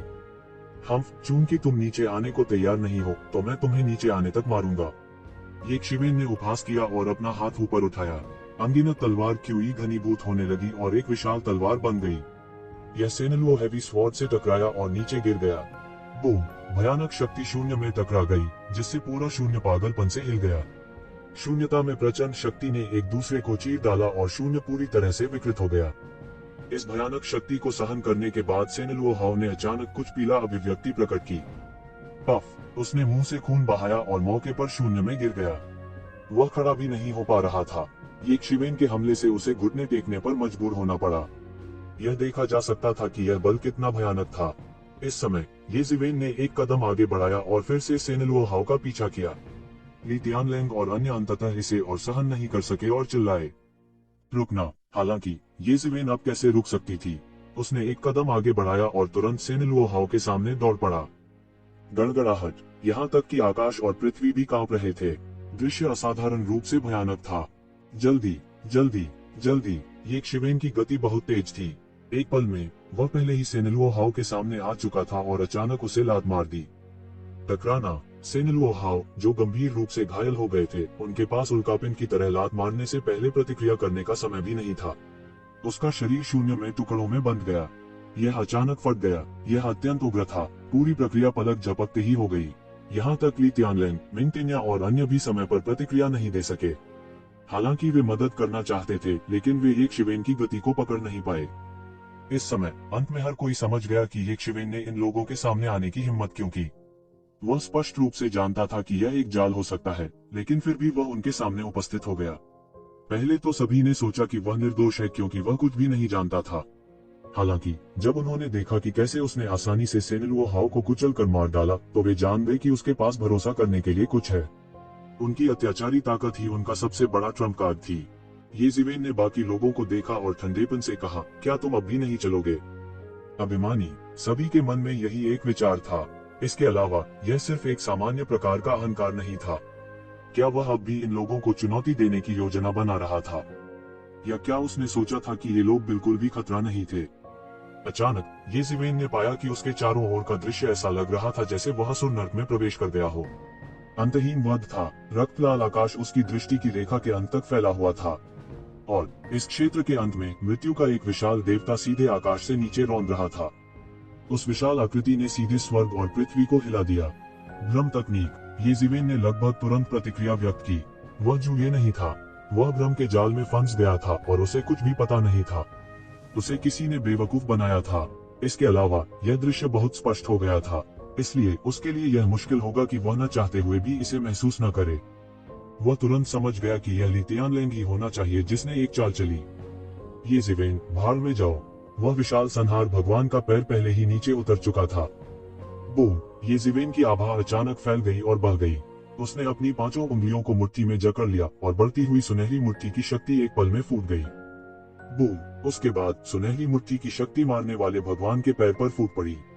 हालांकि चौंकाने वाली बात यह थी कि भगवान के वध करने वाले का पैर बिल्कुल भी क्षतिग्रस्त नहीं हुआ था। ये जिवेन का हमला पूरी तरह से संयमित लग रहा था। हुश। ये जिवेन ने अचानक नीचे कदम रखा और उसकी आकृति सीधे सैकड़ों मीटर दूर चली गई और भगवान के बड़े पैर को मारने से बच गई। बूम। इस संहार देवता द्वारा पूरी जमीन रौंद दी गई थी और एक विशाल पदचिह्न छोड़ दिया गया था। इस समय ऐसा लग रहा था कि दुनिया में केवल यही असुर नर्क बचा है और कोई भी दिखाई नहीं दे रहा है। यह कैसा घिनौना भ्रम है। इसे मेरे लिए तोड़ दो। ये जिवेन ने उपहास किया। अचानक उसके शरीर पर स्वर्ण देवियां पागलपन से बाहर निकली और एक स्वर्ण साम्राज्य खड़ा कर दिया। उसी समय उसके शरीर में प्रबुद्ध मन प्राचीन वृक्ष ने तुरंत प्रकाश की 7 रंगों की किरणों को बाहर निकाल दिया और ये जिवेन की दिव्य भावना को ढंक दिया। उसका दिव्य बोध अचानक स्पष्ट हो गया और वह अपने सामने सब कुछ एक पल में देख सकता था। क्या असुर नर्क एक पल में बिना निशान के गायब हो गया? हालांकि ब्रह्म का मार्ग शक्तिशाली लग रहा था, अंत में इसने अभी भी लोगों की इंद्रियों को धोखा दिया। हालांकि अगर लोगों की इंद्रियों को धोखा नहीं दिया जा सका तो ब्रह्म मजाक बन जाएगा। एक व्यक्ति जितना अधिक दृढ़ निश्चयी होता है, उसकी मानसिक शक्ति जितनी अधिक शक्तिशाली होती है, उसे धोखा देना उतना ही कठिन होता है।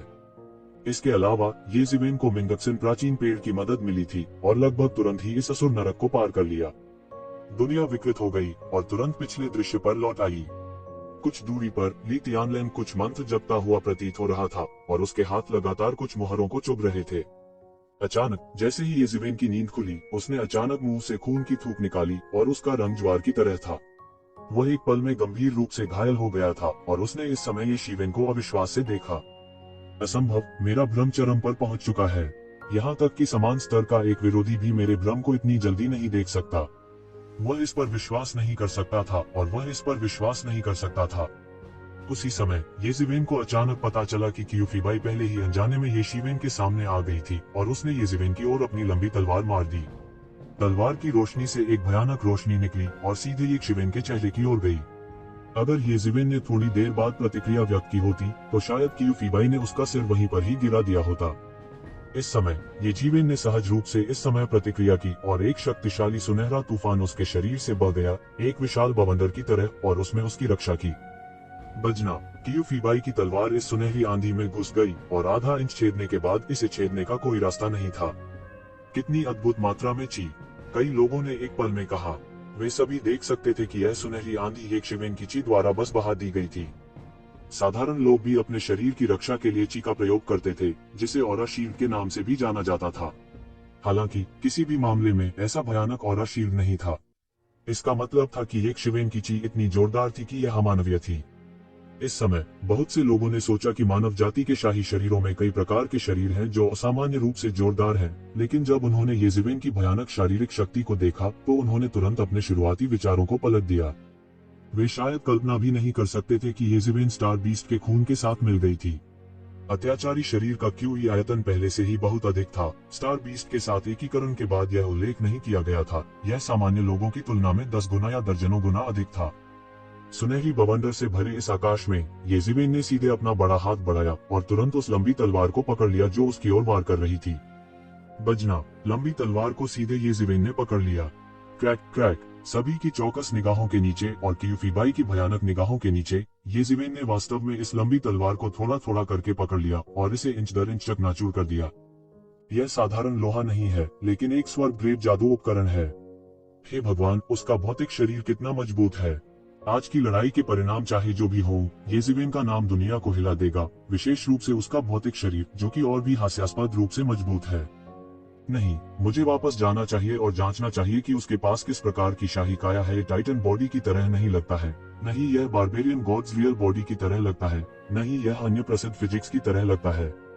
बहुत से लोग अतुलनीय रूप से भयभीत थे, जबकि हर कोई अभी भी अतुलनीय रूप से चकित था। क्यूफीबाई ने अचानक अपने पैरों पर मुहर लगाई और उसका फिगर पागलों की तरह पीछे की ओर उछला, मानो वह क्षैतिज रूप से चला गया हो। जबकि हर कोई अभी भी बहुत हैरान था। एक सुनहरी मुट्ठी विशाल आकाश के माध्यम से उस स्थान पर टूट गई जहां वह एक क्षण पहले खड़ा था और तुरंत उसकी ओर फट गया। इसने शून्य को हिला दिया और लगभग एक फ्लैश में हुआ। अगर उसने थोड़ी धीमी प्रतिक्रिया दी होती तो उसे येज़ेबेल की मुट्ठी से मार दिया गया होता। लड़ाइयों की इस श्रृंखला से गुजरने के बाद हर किसी को येज़ेबेल की मुट्ठी की भयानक ताकत पर संदेह नहीं रह गया था। अगर उसे मौके पर ही टक्कर मार दी जाती तो उसकी मौत न होने पर भी वह गंभीर रूप से घायल हो जाता। बहुत तेज हो, देखते हैं कि क्या आप इस मुट्ठी को चकमा दे सकते हैं। येज़ेबेल की आवाज अभी भी शून्य में गूंज रही थी और उसकी आकृति पहले ही क्यूफीबाई तक पहुंच चुकी थी। येज़ेबेल का रक्त और ऊर्जा ऊपर उठी और एक रक्त स्तंभ में संघनित हो गया जो आकाश में उड़ गया। मुक्का मारते हुए वह भगवान की तरह लग रहे थे। उनका प्रभावशाली आभा प्रचंड तूफान की तरह बह गया। क्यूफीबाई का रंग काफी बदल गया था, हालांकि उनकी प्रतिक्रिया की गति भी तेज नहीं थी। वह शून्य की ओर बढ़ा और एक लोहे की तलवार दिखाई दी। जैसे ही उसने उसे लहराया, अंतहीन तलवार प्रकाश बह गया। इसने एक तूफानी समुद्र खड़ा कर दिया और एक शिवेन की मुट्ठी से टकरा गई। टकराना, मुट्ठी और लोहे की तलवार टकराए और अनंत दिव्य तेज फूट पड़ा। विशाल ध्वनि सीटी की आवाज में बदल गई। यह एक ज्वार की लहर की तरह बह गया और एक शॉकवेव में बदल गया। इसने शून्य को चकनाचूर कर दिया।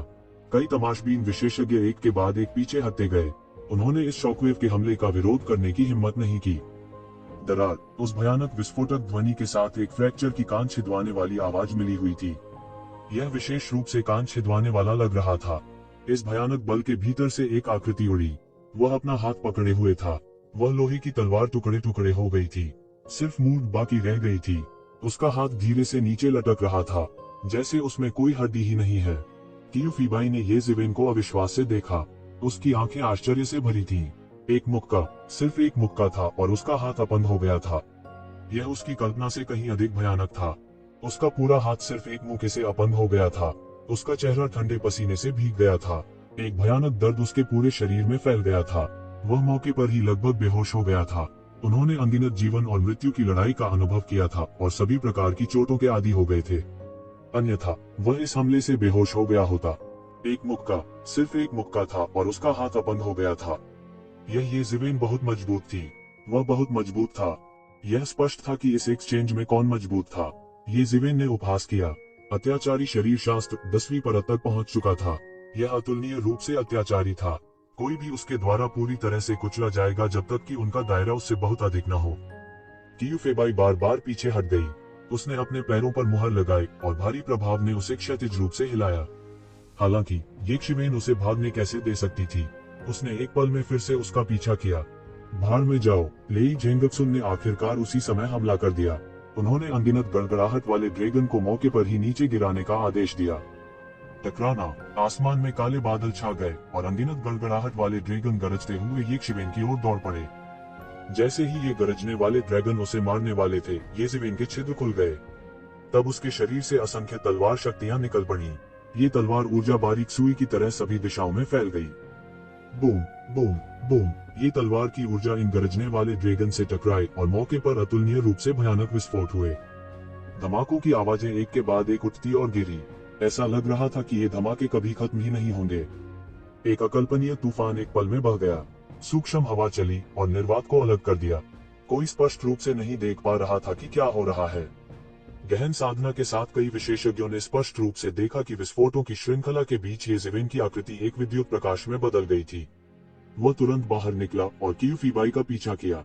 जैसा कि कहा जाता है, 10 अंगुलियों को चोट पहुंचाने की तुलना में एक उंगली तोड़ना बेहतर है। इसलिए उन सभी को घायल करने के बजाय उनमें से एक को खत्म करना बेहतर था। इससे येशिवेन पर से काफी दबाव कम हो जाएगा। येशिवेन ने इन लोगों की परवाह नहीं की। हालांकि वह रहस्यमय युवक जो पूरे समय लड़ाई को देखता रहा था और उसने कोई चाल नहीं चली थी, वह कोई ऐसा व्यक्ति था जिससे येवेन हमेशा डरती थी। इस व्यक्ति की साधना अथाह थी। यहाँ तक मिंगहा और अन्य लोगों के पास भी उसके आदेशों का पालन करने के अलावा कोई विकल्प नहीं था। यह दिखाने के लिए पर्याप्त था कि समस्या कहाँ है। क्यूफीबाई ने देखा कि येशिवेन ने एक बार फिर उसका पीछा किया था। वह मौत से डर गया था। वह इस समय कैसे रह सकता है? उसे नहीं पता था कि येशिवेन को मारने का उसका विश्वास कहाँ चला गया था। अब जब उसने इसके बारे में सोचा तो उसके पिछले विचार बहुत हास्यास्पद थे। वह एक पल के लिए भी नहीं हिचकिचाए और मौके पर ही बचने के लिए पलट गए। हालांकि येशिवेन उसे भागने कैसे दे सकती थी। उन्होंने सीधे मुक्का मारा। हालांकि यह केवल एक साधारण पंच था, इसमें सर्वोच्च शक्ति थी। भयानक मुट्ठी के दबाव ने पृथ्वी को चकनाचूर कर दिया और पूरा शून्य पागलपन से हिल रहा था। ऐसा लग रहा था मानो दुनिया इससे तबाह होने वाली है। क्यूफीबाई ने अपने और करीब आने के पीछे भयानक दबाव महसूस किया। वह जल्दी से मुड़ा और विरोध करने के लिए हाथ उठाया। बजना, एक धातु की खनखनाहट की आवाज सुनाई दी। येशिवेन का मुक्का उसके हाथ पर लगा। इसके बाद दरार की आवाज आई। क्यूफीबाई का दूसरा हाथ भी येशिवेन द्वारा अपंग कर दिया गया था। क्यूफीबाई अचानक चिल्ला उठी। वह लगभग बेहोश हो गया। इस भयानक शक्ति ने उसके पूरे शरीर को ग्रस लिया था और उसे ऐंठने लगा था। फिर उसके पूरे शरीर को तोप के गोले की तरह जमीन पर पटक दिया गया। बूम! उसका कठोर शरीर जमीन में धंस गया और एक बड़ी दरार दिखाई दी। ऐसा लग रहा था जैसे उसका पूरा शरीर शिथिल हो गया हो। सामने का नजारा देख हर कोई अवाक रह गया। क्यूफीबाई की ताकत को कमजोर नहीं कहा जा सकता। यह अज्ञात था कि इस अवधि में उसने कितने दुष्ट काश्तकारों को मार डाला था।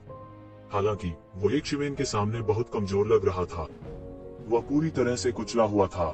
नहीं, क्यूफीबाई अभी भी बहुत मजबूत है। अफसोस की बात है कि येशिवेन बहुत मजबूत है। क्यूफीबाई को 13 आयरन ब्लड ईगल राइडर्स को हराने के लिए जाना जाता है। हालांकि वो येशिवेन के सामने 13 आयरन ब्लड ईगल राइडर्स से बेहतर नहीं है। येशिवेन बहुत भयानक है। मुझे डर है कि इस लड़ाई के परिणाम की भविष्यवाणी करना कठिन है। हालांकि येशिवेन के पास संख्या में फायदा नहीं है, लेकिन उसकी ताकत जरा भी कम नहीं है।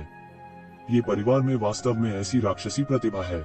मैंने मूल रूप से सोचा था कि ये परिवार की युवा पीढ़ी के बीच सबसे शक्तिशाली ये जुकोंग होना चाहिए, जिसे ईश्वर के पुत्र के रूप में जाना जाता है। मुझे उम्मीद नहीं थी कि येशिवेन अकेली पहले से ही इतनी भयानक है। क्या ये जुकोंग और भी अधिक शक्तिशाली नहीं है? मुझे भी ऐसा ही लगता है। ईश्वर के वंश को धारण करना स्वयं एक प्रकार की अजेयता का प्रतिनिधित्व करता है। येशिवेन क्यूफीबाई को जाने नहीं देना चाहती थी। उसने तुरंत एक कदम आगे बढ़ाया और उसका फिगर गायब हो गया। जब वह फिर से प्रकट हुआ तो वह पहले ही क्यूफीबाई के सामने जमीन पर आ चुका था। ऐसा लग रहा था जैसे उसने टेलीपोर्ट किया हो। जैसे ही वह हमला करने वाला था, एक चमकीला चांद तुरंत शून्य में प्रकट हुआ और येशिवेन की ओर कुचल गया। मरना। इस समय मिंगतिन्या ने प्रतिक्रिया दी और अपनी चाल चल दी। हालांकि क्यूफीबाई के साथ उनके संबंध सामान्य थे, वे इस समय एक ही रस्सी से बंधे टिड्डे की तरह थे।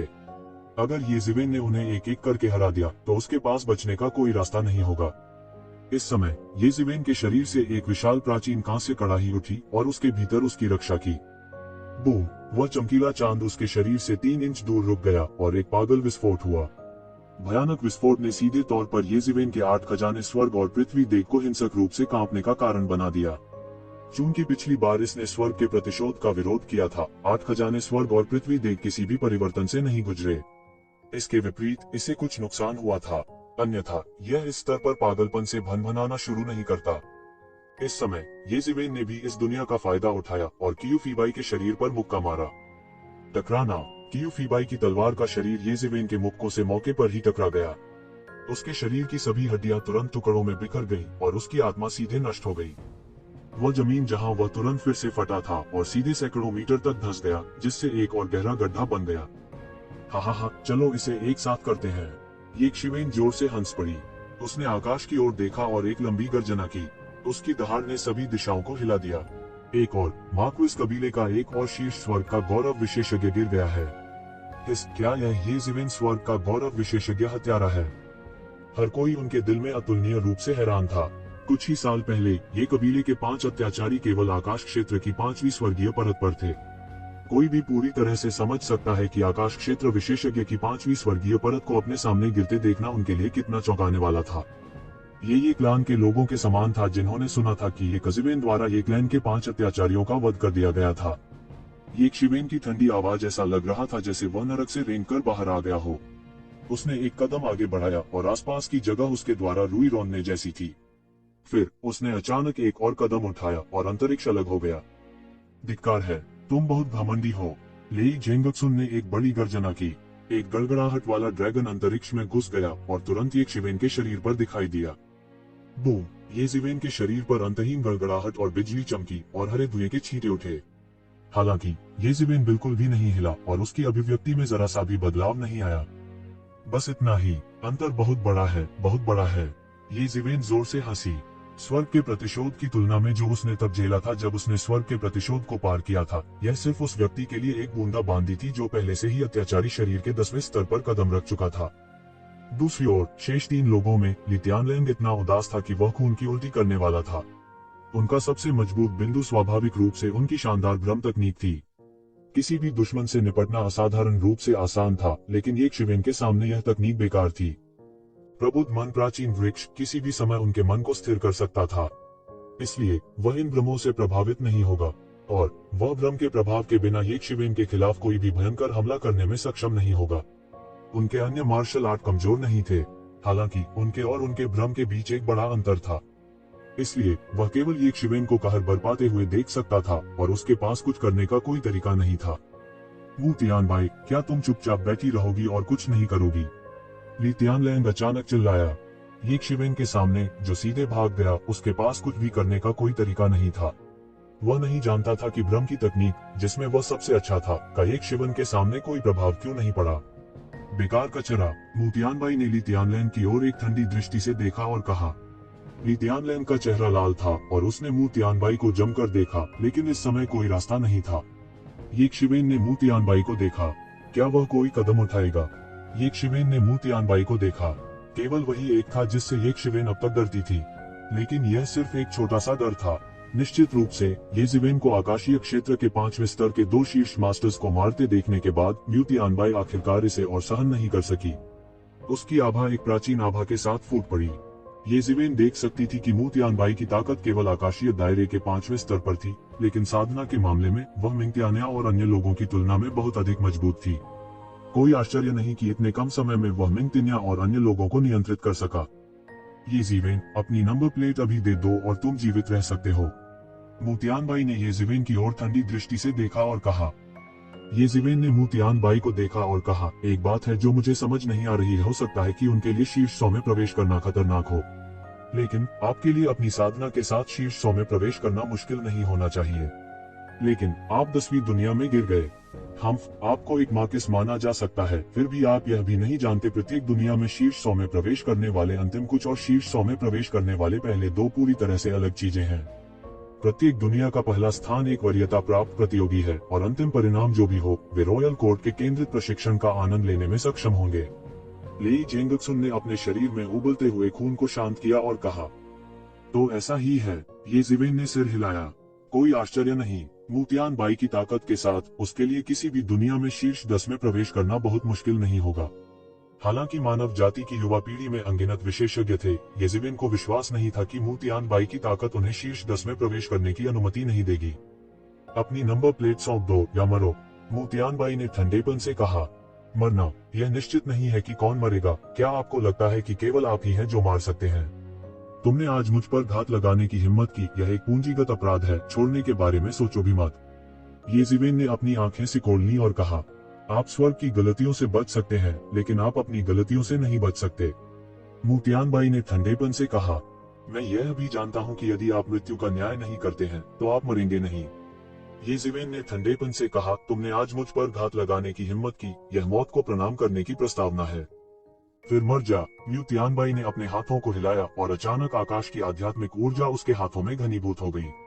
एक विशाल शक्ति तुरंत बाहर निकली, एक लंबी तलवार में बदल गई और आकाश से एक शिवेन की ओर गिर पड़ी। स्वोश! देखते ही देखते पूरा आसमान दो हिस्सों में बंट गया। यहाँ तक जो बहुत दूर थे वे भी स्थानिक दरार के पीछे सब कुछ देख सकते थे। यह अतुलनीय रूप से भयानक लग रहा था। बूम! तलवार की रोशनी के इस झोंके के सामने आसमान हिंसक रूप से कांपने लगा। यह एक भयावह दृश्य था। यहाँ तक जूये के हाव भाव भी बदल गए। वह मू तियानबाई की तलवार की भयानक शक्ति को महसूस कर सकता था। यह लेई जेंगजुंग और अन्य लोगों के लिए अतुलनीय था। येज़ेबेल ने अपने पैरों पर जमकर ठुमके लगाए और उसका शरीर तुरंत क्षैतिज रूप से हिल गया। बूम! तलवार की चमक ने मौके पर जमीन पर एक भयानक बड़ी दरार को काट दिया, जिससे मौके पर खाई टूट गई। जब से तुमने मौत का रास्ता चुना है, मैं तुम्हें तुम्हारी मौत के लिए भेजूंगा। मू तियानबाई की आवाज ठंडी और भावहीन थी। यदि आपके पास कोई अंतिम शब्द है, तो मैं उन्हें ये परिवार तक पहुंचाने में आपकी मदद कर सकता हूँ। म्यू तियानबाई के पीछे एक महान सूर्य दिखाई दिया और धीरे धीरे उदय हुआ, तुरंत पूरे शून्य को रोशन कर दिया। इस महान सूर्य के तहत लाखों सभ्यताओं का जन्म हुआ।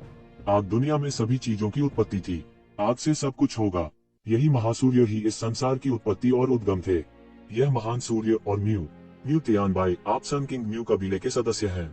येज़ेबेल बुदबुदाया और तुरंत महसूस किया कि यह सूर्य राजा का कबीला था, जो मानव जाति के 4 शाही कुलों में से एक था। मानव जाति के इतिहास में सुदूर पौराणिक युग में एक मानव सम्राट हुआ था। पौराणिक युग के पतन के बाद 4 शाही कुलों ने बारी बारी से इंपीरियल कोर्ट पर शासन किया। अन्य कबीले केवल मार्किस कबीले थे, लेकिन वे शाही कबीले थे क्योंकि उन्होंने एक बार इंपीरियल कोर्ट पर शासन किया था और एक मानव राजा का उत्पादन किया था।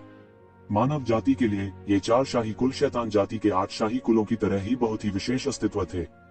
4 शाही कुलों में सूर्य राजा पौराणिक युग के बाद मानव जाति का पहला राजा था। उन्होंने मानव जाति को पौराणिक युग की राख से उठने के लिए नेतृत्व किया और उत्तर और दक्षिण में लड़े। वह जीवन भर अजेय रहे और कोई भी उनका मुकाबला नहीं कर सकता था। उसने मानव जाति के वर्तमान क्षेत्र और नींव की स्थापना की थी। बाद में सूर्य राजा अन्य कुलों के राजाओं के संयुक्त हमले में गिर गया। हालांकि वह अभी भी अपनी मृत्यु से पहले शाही कुलों के 2 विशेषज्ञों को मारने में सफल रहा। उसके पास अनगिनत सैन्य कारनामे थे और लोगों द्वारा उसकी पूजा की जाती थी। म्यू क्लान, जहां से सन किंग था, शाही कबीले के रूप में ताज पहनाया जाने वाला पहला कबीला बन गया। बाद में कुछ सर्वशक्तिमान विशेषज्ञों ने यह भी कहा कि यदि सूर्य राजा का पतन नहीं हुआ होता तो वह एक सम्राट क्षेत्र विशेषज्ञ बन जाता और उजाड़ समय के पतन को दूर कर देता, जिससे मानव जाति पूरी दुनिया पर हावी हो जाती। येज़ेबेल ने ये परिवार की कई गुप्त पांडुलिपियों में इसे पढ़ा था। ये परिवार के पूर्वजों ने भी उत्तर और दक्षिण में लड़ने के लिए सूर्य राजा का अनुसरण किया था। उन्होंने उत्कृष्ट सैन्य कारनामे किए थे और उन्हें मार्किस की उपाधि से सम्मानित किया गया था। इस प्रकार ये परिवार की वर्तमान नींव थी। यदि आप जानते हैं तो आप आत्मसमर्पण क्यों नहीं करते? मू तियानबाई ने ठंडे स्वर में कहा। तो क्या हुआ अगर मुझे पता है? क्या आपको लगता है कि आप सूर्य राजा के पुनर्जन्म हैं? तो क्या हुआ अगर आप सूर्य राजा के पुनर्जन्म हैं? अगर सूर्य राजा यहाँ है तो भी आप मुझे आत्मसमर्पण नहीं करा सकते। ज़ेबेल ने अपनी आंखें सिकोड़ ली और कहा, दिले। मू तियानबाई की बर्फीली अभिव्यक्ति आखिरकार बदल गई और उनका गुस्सा चरम पर पहुंच गया। मरना! मू तियानबाई ने गर्जना की और उसके पीछे का महान सूर्य तुरंत येज़ेबेल की ओर कुचल गया। आज मैं आपको दिखाऊंगा कि एक ऐसी ताकत होने का क्या मतलब है जिसे आप कभी चुनौती नहीं दे पाएंगे। यह मत सोचो कि तुम सिर्फ इसलिए अहंकारी हो सकते हो क्योंकि तुम मार्किस कबीले से हो। तुम मेरे सामने कुछ भी नहीं हो। महान सूर्य धीरे धीरे नीचे गिर रहा था, लेकिन येज़ेबेल ने महसूस किया कि एक भयानक शक्ति ने उस पर ताला लगा दिया है और वह बच नहीं सकता। उन्होंने तुरंत महान सूर्य की अवधारणा को उजागर किया। महान सूर्य सभी जीवित चीजों का मूल था, लेकिन यह सभी विनाश का मूल भी था। भयानक सन रियल फायर ने पूरे शून्य को जला दिया। सब कुछ जलकर राख हो गया। इस समय येज़ेबेल ने धीरे धीरे अपना आभामंडल जारी किया। वह आकाशीय क्षेत्र के दूसरे आकाश में एक योद्धा की तरह बिल्कुल नहीं दिखता था। उसकी आभा मू तियानबाई की आभा से ज्यादा खराब नहीं थी। इतना मजबूत, वह इतना मजबूत कैसे हो सकता है? जू ये भी चौंक गई। हालांकि उसने यक्षिवेन को कम करके आंका था, फिर भी जब उसने यक्षिवेन को अपनी पूरी शक्ति का प्रयोग करते देखा तो वह हैरान रह गया। वह इतना डर था कि वह लगभग ठंडे पसीने में बह गया था। उनके अलावा और भी कई लोगों ने ऐसा ही महसूस किया। उनमें से कई लोग येज़िवेन को पसंद नहीं करते थे, खासकर कई लोगों की राय में अगर यक्षिवेन नहीं होती तो 10वां क्षेत्र इस तरह के खूनी तूफान में नहीं फंसा होता। लेकिन अब जब उन्होंने यक्षिवेन की उपस्थिति देखी तो उन सभी को लगा कि यह एक अलग स्थिति थी। सौभाग्य से उन्होंने यक्षिवेन के साथ परेशानी की तलाश नहीं की, नहीं तो उन्हें पता ही नहीं चलेगा कि उनकी मौत कैसे हुई। यह व्यक्ति वह इतना मजबूत कैसे हो सकता है। मुतियान बाई के हाव भाव भी थोड़े बदले। उसने मूल रूप से सोचा था कि येज़िवेन आकाशीय क्षेत्र के दूसरे आकाश में ही था। भले ही वह निरंकुश था और उसके पास कुछ गुप्त तकनीकें थीं जो आकाशीय क्षेत्र के 5वें आसमान में उस्तादों के साथ प्रतिस्पर्धा कर सकती थी, उसके लिए येज़िवेन के साथ तुलना करना असंभव था। उसने सोचा कि अपनी ताकत के साथ वह आकाशीय क्षेत्र के 5वें आकाश में उस्तादों के बीच अजेय था। लेकिन अब येज़िवेन का अचानक विस्फोट उसकी उम्मीदों से परे था। वह वास्तव में इतना मजबूत था, लेकिन वह केवल थोड़ा हैरान था और उसके पीछे का महान सूर्य और भी अधिक कुचल गया। हाँ, येज़िवेन चिल्लाई और एक बड़ा स्पिरिट बम फटाफट फट गया। यह ऊर्जा की एक लंबी नदी में बदल गया और बह गया। बूम! भयानक शक्ति महासूर्य से टकराए। येज़िवेन के स्पिरिट बम से पूरा महान सूर्य तुरंत नष्ट हो गया। इसमें अनगिनत कानून चमके और घनीभूत हो गए, लेकिन यह अभी भी येज़िवेन के स्पिरिट बम द्वारा एक पल में नष्ट कर दिया गया था। भेदी बादल, पवित्र सूर्य तलवार! मुतियान बाई जोर से चिल्लाए। जैसे ही येज़िवेन ने महान सूर्य की कलात्मक अवधारणा को नष्ट किया, उसकी तलवार विशाल आकाश में घुस गई। फिर इसने यक्षिवेन की ओर बमबारी की। यह एक बड़ी जलती हुई तलवार थी। अनगिनत लपटें कानून में संघनित हुई। यह अग्नि का नियम था। इस समय यह अनगिनत रनों में संघनित हो गया और इन रनों ने बदले में पियर्सिंग क्लाउड सेक्रेड सन स्वॉर्ड का गठन किया। पियर्सिंग क्लाउड सेक्रेड सन स्वॉर्ड, सन किंग की पौराणिक अनूठी तकनीक। सूर्य राजा दुनिया में अजेय बनने और पौराणिक युग के पतन के बाद अराजक युग पर हावी होने के लिए तलवार तकनीक के इस सेट पर निर्भर थे। लेकिन मूह कबीले में कई अद्वितीय प्रतिभाओं के बीच भी केवल कुछ ही लोग तलवार तकनीक के इस सेट का अभ्यास करने में सक्षम थे। अतीत में केवल कुछ ही लोग तलवार तकनीक के इस सेट का अभ्यास कर पाते थे। यह मुतियान बाई वास्तव में इसका अभ्यास करने में सफल रही। मुझे डर है कि उसका भविष्य असीम है। कोई जानकार था और उसने इसे एक नजर में पहचान लिया। यह सही है, मुतियान बाई बूढ़ी नहीं है, लेकिन उनकी साधना पहले ही आकाश क्षेत्र के 5वें स्तर में प्रवेश कर चुकी है। मुझे डर है कि म्यूक्लान में उनकी स्थिति कम नहीं है। भविष्य में उसे मानव राजा के पद के लिए प्रतिस्पर्धा करने का अवसर मिल सकता है। यह येज़िवेन साधारण नहीं है, वह आकाश क्षेत्र के केवल दूसरे स्तर पर है, लेकिन वह पहले से ही इतना अद्भुत है। मुझे डर है कि उसकी प्रतिभा ईश्वर के बच्चे से कमतर नहीं है। ये कबीला अवश्य ही उसका एक खजाने की तरह पालन पोषण कर रहा होगा। कोई बात नहीं, चाहे वह रॉयल कबीला हो या मार्किस कबीला, वे ऐसे दिग्गज हैं जिनकी हम बराबरी नहीं कर सकते। इस तलवार के सामने, जो अग्नि के अनगिनत नियमों से घनीभूत हुई थी, येज़िवेन ने एक लंबी गर्जना की और सीधे एक मुक्का मारा। सुनहरी मुट्ठी की ऊर्जा सीधे बह निकली और मौके पर तलवार से जमकर वार किया। बूम! आग के अनगिनत कानून को येज़िवेन ने मौके पर ही नष्ट कर दिया और आकाश में चिंगारी के एक समूह में बदल गया। हालांकि उस समय जूये ने जोर से दहाड़ा। ध्यान से, जैसे ही इस जादुई तलवार को उड़ाया गया, एक और तलवार की रोशनी आकाश में छा गई और एक पल में यक्षिवेन के सामने से निकल गई। यह अकल्पनीय गति से सीधे यक्षिवेन के चेहरे की ओर गया। पुची! लंबी तलवार सीधे येज़िवेन के शरीर में चुभ गई और खून बहने लगा। यह तलवार वास्तव में आग के कानून से संघनित आग के कानून के तहत छिपी हुई थी। इससे बचाव करना संभव नहीं था। यह क्लाउड पियर्सिंग सेक्रेड सन स्वॉर्ड है, जो दूसरी तलवार है जो सूरज के नीचे छिपी है। मुतियान बाई ने ठंडेपन से कहा। सभी की विस्मयकारी आंखों के सामने आकाश में एक अत्यंत दुखद दृश्य दिखाई दिया। येज़िवेन के शरीर को वास्तव में इस तलवार से छेदा गया था। किरण के छंटने के बाद हर कोई स्पष्ट रूप से देख सकता था कि यह जादुई तलवार लाल रंग की थी और प्रकाश की अद्भुत किरणों से खिल रही थी। इसकी सतह से निकलने वाली गर्मी पूरी दुनिया को वाष्पित कर सकती है। इस विशाल गर्मी की लहर से येज़िवेन की मांसपेशियां लगातार वाष्पित हो रही थी और उनका शरीर नष्ट हो रहा था। हालांकि यक्षिवेन ने आखिरी समय में प्रतिक्रिया दी थी, लेकिन उसके लिए पूरी तरह से चकमा देने के लिए बहुत देर हो चुकी थी। उसके पास केवल अपने सिर पर घातक हमले से बचने का समय था, लेकिन लंबी तलवार उसके पूरे शरीर में चुभ गई। यह कैसे संभव है? यह किस प्रकार की तलवार है? यह इतना शक्तिशाली कैसे हो सकता है? येज़िवेन का शरीर कितना अत्याचारी है। स्वर्ग स्तर के दिव्य उपकरण उसके सामने सिर्फ बकवास थे, वह यूं ही उन्हें नष्ट कर सकता है, लेकिन यह तलवार उन्हें कैसे भेद सकती है? यह कैसे संभव हो सकता है? केवल अब कुछ लोगों ने अंततः प्रतिक्रिया व्यक्त की और वे इस पर विश्वास करने का साहस न करते हुए भय से चिल्ला उठे। उनकी राय में इस तलवार से छेदे जाने के बाद अगर येज़ेबेल की मृत्यु नहीं हुई तो भी वह गंभीर रूप से घायल हो जाएगा। वास्तव में ऐसा ही था। येज़ेबेल को इस तलवार के शक्तिशाली बल द्वारा सीधे एक पहाड़ में कीलों से ठोक दिया गया था। वह हिल नहीं सकता था और उसकी जीवत्ता पागलों की तरह बह रही थी। न केवल दर्शक बल्कि ली झेंगक्सुन और अन्य लोगों की भी इस समय असामान्य रूप से बदसूरत अभिव्यक्ति थी। यह तलवार भी कमाल की थी। येज़ेबेल की युद्ध शक्ति सभी के लिए स्पष्ट थी, खासकर अगर वे सेना में शामिल हो गए, तब भी वे येज़ेबेल द्वारा मरे हुए कुत्ते की तरह पिटे गए। अंत में उनके पास मू तियानबाई को कार्रवाई करने देने के अलावा कोई विकल्प नहीं था। हालांकि मू तियानबाई ने जैसे ही कार्रवाई की, ये शिवेन को तुरंत घायल कर दिया। कल्पना कीजिए, अगर वे येज़ेबेल की जगह होते तो वे लगभग तुरंत मारे जाते। येज़ेबेल अभी भी संघर्ष कर सकती थी, लेकिन वे संघर्ष करने के योग्य भी नहीं थे। मू तियानबाई के साथ उनके संबंध अच्छे नहीं थे। यह सिर्फ एक अस्थायी सहयोग था। मू तियानबाई 10वीं दुनिया में पहला स्थान चाहती थी और वे भी अगले दौर में आगे बढ़ना चाहती थी। इसलिए उन्होंने ये शिवेन से निपटने के लिए हाथ मिलाया। अन्यथा मू तियानबाई ने सेनलुओ हाओ और अन्य लोगों को येज़ेबेल के हाथों दुखद रूप से मरते हुए नहीं देखा होता। पल भर में ही जूये पहले ही आसमान में उड़ चुका था। इस समय उसके पास एक कदम उठाने के अलावा कोई विकल्प नहीं था। जब तक वो एक शिवेन का सिर काटते हुए नहीं देख सकता, वो ऐसा बिल्कुल नहीं कर सकता था। उसने जोर से दहाड़ा और मू तियानबाई की ओर अपनी गदा मार दी। यह एक अत्यंत शक्तिशाली यंत्र था। भयानक क्यूरी शक्ति एक शक्तिशाली धारा की तरह बह गई। तुम मुझ पर हमला करने की हिम्मत कैसे हुई? तुम्हारी हिम्मत कैसे हुई? मू तियानबाई ने उपहास किया।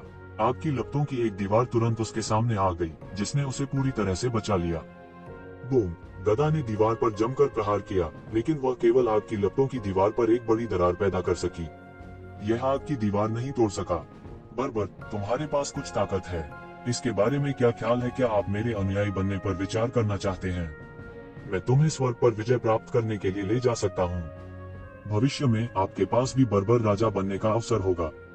बर्बर राजा तुम्हारा गधा। जू ये दहाड़ा। उसने केवल महसूस किया कि उसका हाथ थोड़ा सुन्ना था। हालांकि उसने आग की लपटों की दीवार पर एक दरार डाल दी थी। यह केवल एक दरार थी। उसका पूरा हाथ थोड़ा सुन्ना था, लेकिन अनगिनत लपटों से दरार को तुरंत ठीक कर दिया गया। उनका पार्श्विक बल वास्तव में भयानक था। हालांकि वह आग की लपटों की दीवार पर केवल एक दरार ही गिरा सकता था। यह मू तियानबाई के लिए पहले से ही बहुत सराहनीय था।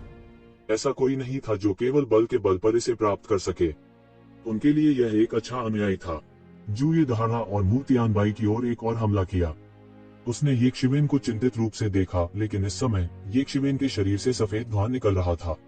उनका पूरा शरीर धुएं में पूरी तरह से डूबा हुआ था और उनकी आकृति साफ नहीं दिखाई दे रही थी। बूम! एक और तेज आवाज। जू ये की गदा सीधे आग की लपटों की दीवार से टकराई और उसे मौके पर ही उड़ा दिया गया। उसके पूरे हाथ की मांसपेशियां मौके पर ही फट गईं और खून बहने लगा। उसका हाथ थोड़ा मुड़ गया। इस झटके की ताकत इतनी तेज थी कि यह भयानक था। यह किसी काम का नहीं। इस तरह के हमले से तुम मेरे सूर्य देव की दीवार को हिला नहीं सकते। मू तियानबाई ने आत्मविश्वास से कहा। यह म्यू कबीले की एक और शीर्ष गुप्त तकनीक थी। सूर्य भगवान की दीवार के पीछे वे अजेय थे, सभी तकनीकों के लिए अजेय, अत्यंत शक्तिशाली। इसलिए उसे विश्वास था कि वह जूये के हमले से बिल्कुल भी नहीं डरेगा। भले ही जूये का हमला पहले से ज्यादा मजबूत था और दरार बड़ी थी, यह बेकार था। अगर यह सिर्फ एक दरार होती तो इससे उसे कोई खतरा नहीं होता। वह इत्मीनान से आसमान में टहल भी सकता था। उसकी ताकत भयानक थी। उसे यह भी भरोसा था कि वह दिव्य क्षेत्र के छठे स्तर पर कुछ विशेषज्ञों के खिलाफ लड़ सकता है। यदि आकाशीय क्षेत्र के 7वें स्तर के कुछ विशेषज्ञों ने हमला किया तो उसे विश्वास था कि वह बच सकता है। यहाँ तक कि सकुशल बच निकलना भी संभव था। कोई कल्पना कर सकता है कि वह इस समय कैसा महसूस कर रहा होगा। लेकिन इस तरह के हमले से तुम मेरी सूर्य भगवान की दीवार को नहीं तोड़ सकते। मैं तुम्हें इसके बारे में सोचने के लिए 3 सांसें दूंगा। या तो तुम आत्मसमर्पण कर दो और मेरे अनुयायी बन जाओ, या तुम और येज़ेबेल नरक में जाएंगे।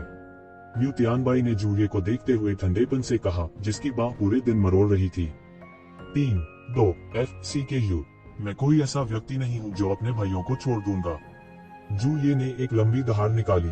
उसके हाथ में गदा मानो उसके महान क्रोध को भांप गई थी और एक भयानक आभा उसके शरीर से बाहर कूदती हुई प्रतीत हो रही थी। ऐसा लग रहा था जैसे उसके शरीर से कुछ उछलकर बाहर निकलने वाला है। यहाँ तक जब जूये को देखा तो मू तियानबाई की अभिव्यक्ति थोड़ी बदल गई। अचानक एक कोमल शक्ति ने जूये के शरीर में हिंसक शक्ति को दबा दिया और जूये तुरंत शांत हो गए। उसने अपने बगल में एक शिवेन को देखा और उसकी आंखें आश्चर्य से भरी हुई थीं। तुम इस तरह के हमले से मुझे मारना चाहती हो? मू तियानबाई, तुम अभी भी इससे बहुत दूर हो। ये शिवेन ने अचानक अपनी आंखें खोली और प्रकाश की 2 किरणें बाहर निकली। एक पल में उसके शरीर के चारों ओर सफेद धुंध पूरी तरह से छिन्न भिन्न हो गई और उसका असली रूप सामने आ गया। ये शिवेन ने अपना एक हाथ उस लंबी तलवार की मूठ पर रखा जो उसकी छाती में घुस गई थी। थोड़ा थोड़ा करके लाल लंबी तलवार को ये शिवेन ने बाहर निकाला और उसने उसे अपने हाथ में पकड़ लिया। हर कोई मदद नहीं कर सकता था, लेकिन अपनी रीढ़ की हड्डी में ठंडक महसूस कर रहा था। लंबी तलवार को थोड़ा थोड़ा करके बाहर निकालने के लिए किस तरह की इच्छा शक्ति उसका समर्थन कर सकती है? यह ऐसा कुछ नहीं था जो एक इंसान कर सकता था। ZZZ लंबी तलवार से आग निकलती रही और ये शिवेन की हथेली से हरे रंग का धुआं निकल रहा था। इसमें एक शक्तिशाली बल संघर्ष कर रहा था। यह एक स्वर्ग स्तर का शीर्ष स्तर का जादू उपकरण था। तू शिवेन 8 खजाने ब्रह्मांड कड़ाही के समान आभा महसूस कर सकते थे, लेकिन 8 खजाने ब्रह्मांड कड़ाही की तुलना में यह एक पूरी तरह से अलग प्रकार था। वास्तव में यह 8 खजानों वाले ब्रह्मांड कालड्रॉन से भी अधिक शक्तिशाली था। इस समय हर कोई आखिरकार तलवार का पूरा रूप देखने में सक्षम था। उन्होंने देखा कि यह एक लंबी तलवार थी जो पूरी तरह से लाल थी और एक विशेष प्रकार के स्फटिक से परिष्कृत थी। इसमें एक फीकी क्रिस्टल चमक थी और समय समय पर आग की लपटें इस पर कूद पड़ती थीं। ऐसा लगता था कि भयंकर लपटें पूरे आकाश में जलने में सक्षम थीं। इस तलवार में अपने आप में एक शक्तिशाली शक्ति थी और स्वर्ग क्षेत्र के सामान्य विशेषज्ञ इसके द्वारा मारे जा सकते थे। हालांकि इस समय ये शिवेन ने इसे अपने हाथ में पकड़ रखा था और यह बिल्कुल भी हिल नहीं पा रही थी। यह सन किंग तलवार है, किसी ने कहा। हालांकि उपस्थित लोग मार्केस कबीले या शाही कबीले से नहीं थे, वे सभी अलग अलग काश्तकारों के बीच बड़े संप्रदायों से थे। इन संप्रदायों की विरासत भी बहुत पुरानी थी और कई लोगों ने इस अनुस्मारक के बाद तुरंत इसे पहचान लिया। यह केवल प्राचीन पुस्तकों में दर्ज सूर्य राजा की तलवार थी। उन दिनों सूर्य राजा दुनिया पर हावी था और उसकी मार्शल आर्ट और जादू के उपकरण स्वाभाविक रूप से सभी के ध्यान का केंद्र थे। नहीं, सूर्य राजा तलवार सूर्य राजा की तलवार हुआ करती थी और इसने देवताओं का खून पिया था। यह केवल इस तरह की शक्ति कैसे हो सकती है? असली सूर्य राजा तलवार म्यू का सबसे कीमती खजाना है, गोत्र और मानव कुल का सबसे कीमती खजाना भी। यह अद्वितीय शक्ति है और यह मू तियानबाई को नहीं दी जा सकती, चाहे उनकी प्रतिभा कितनी भी अद्वितीय क्यों न हो। किसी ने अविश्वास से कहा, यह सन किंग तलवार की नकली तलवारों में से एक होनी चाहिए। लेई जेंगक्सुन ने गंभीरता से कहा, अफवाह यह है कि सूर्य राजा तलवार की महिमा को पुनः उत्पन्न करने के लिए म्यू कबीले ने एक बार सूर्य राजा तलवार को परिष्कृत करने के लिए उपयोग की जाने वाली सामग्रियों की बलि पद्धति के अनुसार सूर्य राजा तलवार को परिष्कृत करने की कोशिश की।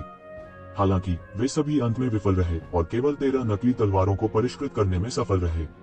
यह उनमें से एक होना चाहिए। हालांकि यह सिर्फ एक नकली हेलियोस तलवार है, इसकी शक्ति कमजोर नहीं है। यहाँ तक यह एक डाउ आर्टिफैक्ट के स्तर तक भी पहुंच गया है। उनमें से 13वीं तलवार होनी चाहिए, हेलियोस तलवार जो आधे रास्ते में छोड़ दी गई थी। हालांकि यह केवल एक शीर्ष स्तर के स्वर्ग स्तर के जादू की कलाकृति के स्तर पर है, इसकी सामग्री हेलियोस तलवार के समान है। यदि इसे परिष्कृत करना जारी रखा जाता है तो यह एक दिन हेलियोस तलवार के स्तर तक पहुंच सकता है। ली तियानलैंग ने गंभीरता से कहा, जो पहले कभी नहीं देखा गया था।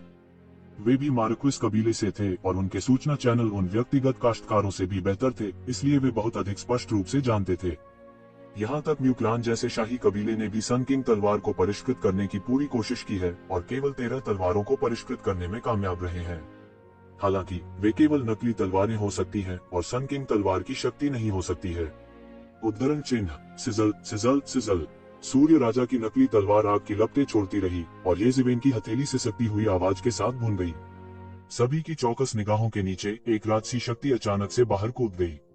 सन किंग की नकली तलवार और सीधे एक शिवेन की ओर चली गई।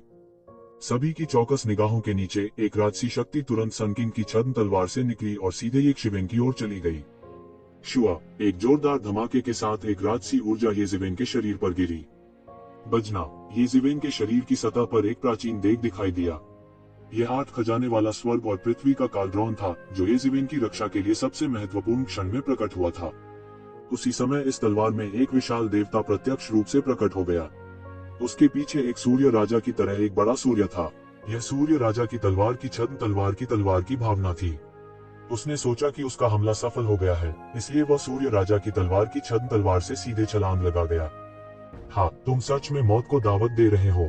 मैंने मूल रूप से सोचा था कि आपसे छुटकारा पाना थोड़ा मुश्किल होगा, लेकिन मुझे उम्मीद नहीं थी कि आप खुद बाहर आएंगे। तुम सच में एक मरा हुआ अंध हो। तुर्जिवेन ने उपहास किया और एक बड़ा हाथ तुरंत बना, सीधे अंतरिक्ष को अलग कर दिया और सीधे सूर्य राजा की तलवार की भावना को अपने हाथ में पकड़ लिया। सूर्य राजा की तलवार की इस छद्म तलवार में भी स्वर्ग के स्तर की ताकत थी, ठीक 8 खजाने वाले स्वर्ग और पृथ्वी की कड़ाही के खजाने की तरह। यह एक शक्तिशाली अस्तित्व था जो दिव्य क्षेत्र से ही नहीं था, और यहाँ तक कि लगभग दिव्य क्षेत्र के चौथे या 5वें स्तर से भी कमतर नहीं था। इस स्तर तक पहुंचने के लिए इसे लंबे समय तक पाला पोसा भी गया था, लेकिन जो भी हो, इसकी ताकत और येज़िवेन की ताकत के बीच एक बड़ा अंतर था। इसके अलावा इसे तुरंत ही येज़िवेन ने लपक लिया। वह वास्तव में सूर्य राजा की तलवार की छद्म तलवार के नियंत्रण को जब्त करना चाहता है। यह बहुत ही ढीठ है। बहुत से लोग दंग रह गए और इस पर विश्वास नहीं कर सके। हर कोई बहुत स्पष्ट था कि सन किंग की तलवार म्यू कबीले के लिए क्या मायने रखती है। यदि सूर्य राजा की तलवार को बाहर छोड़ दिया जाता तो म्यू कबीले निश्चित रूप से पागल हो जाता। साधारण लोग सन किंग की तलवार को छूने की हिम्मत नहीं करेंगे, भले ही वे म्यू कबीले के शिष्यों को मार दें।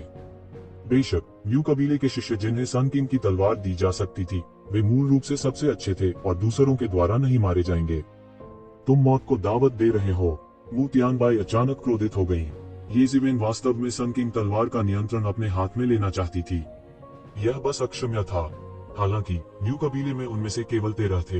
यह तलवार अधूरी थी, हालांकि यह अभी भी उसके लिए एक दुर्लभ जादू का उपकरण था। यह विश्व प्रसिद्ध सन किंग तलवार के समान सामग्री से बना था। इसे ढूंढना बेहद मुश्किल था, अन्यथा केवल एक तलवार के प्रहार से येज़िवेन के शरीर को छेदना संभव नहीं होता। येज़िवेन के पास इस तरह की तलवार नहीं थी। उसने अपना हाथ खोला और आग के कानून की एक अंतहीन मात्रा तुरंत उसके हाथ में इकट्ठी हो गई, जो तुरंत एक विशाल ज्वलनशील जादुई तलवार में संघनित हो गई। मरना, वह दहाड़ा। उसका शरीर सुबह के उजाले में नहाया हुआ प्रतीत हो रहा था। उसके बाल झड़ गए और पल भर में लाल हो गए। उसने एक कदम आगे बढ़ाया और उसका तेज तर्रार फिगर तुरंत येज़िवेन के सामने आ गया। उसकी तलवार विशाल आकाश में फिसल गई और येज़िवेन की ओर बढ़ गई। बूम! जब उसकी आकृति येज़िवेन के सामने आई तो उसके पीछे की जगह टूटकर ढह गई। सभी भयभीत थे, यहाँ तक जिस गति से अंतरिक्ष ढह गया, वह उसके आंदोलन की गति को बनाए रखने में असमर्थ प्रतीत हो रहा था। आखिरकार म्यू तियानबाई सन किंग की युवा पीढ़ी के बीच एक उत्कृष्ट व्यक्ति थी। उसकी शक्ति कल्पना से परे अत्याचारी थी। वो बिजली की तरह येज़िवेन के सामने पहुंचा और उसकी तलवार काट दी। तुरंत ही येज़िवेन के शरीर पर एक भयानक दबाव आ गिरा। येज़िवेन के अत्याचारी शरीर ने दबाव से कर्कश ध्वनि की। उसके शरीर का बड़ा छेद जो सूर्य राजा की तलवार से छेदा गया था, लगभग ठीक हो गया था। हालांकि इस जबरदस्ती के तहत इसमें फिर से दरार पड़ने की हल्की प्रवृत्ति थी। इस समय येज़िवेन की स्थिति बेहद खतरनाक थी। उनके शरीर पर लगी गंभीर चोट अभी तक ठीक नहीं हुई थी। इसके अलावा वह अभी भी सूर्य राजा की तलवार की भावना से लड़ रहा था। उसे मू तियानबाई के अचानक हुए हमले का भी सामना करना पड़ा। यह वास्तव में आंतरिक और बाहरी दोनों तरह से तकलीफदेह था।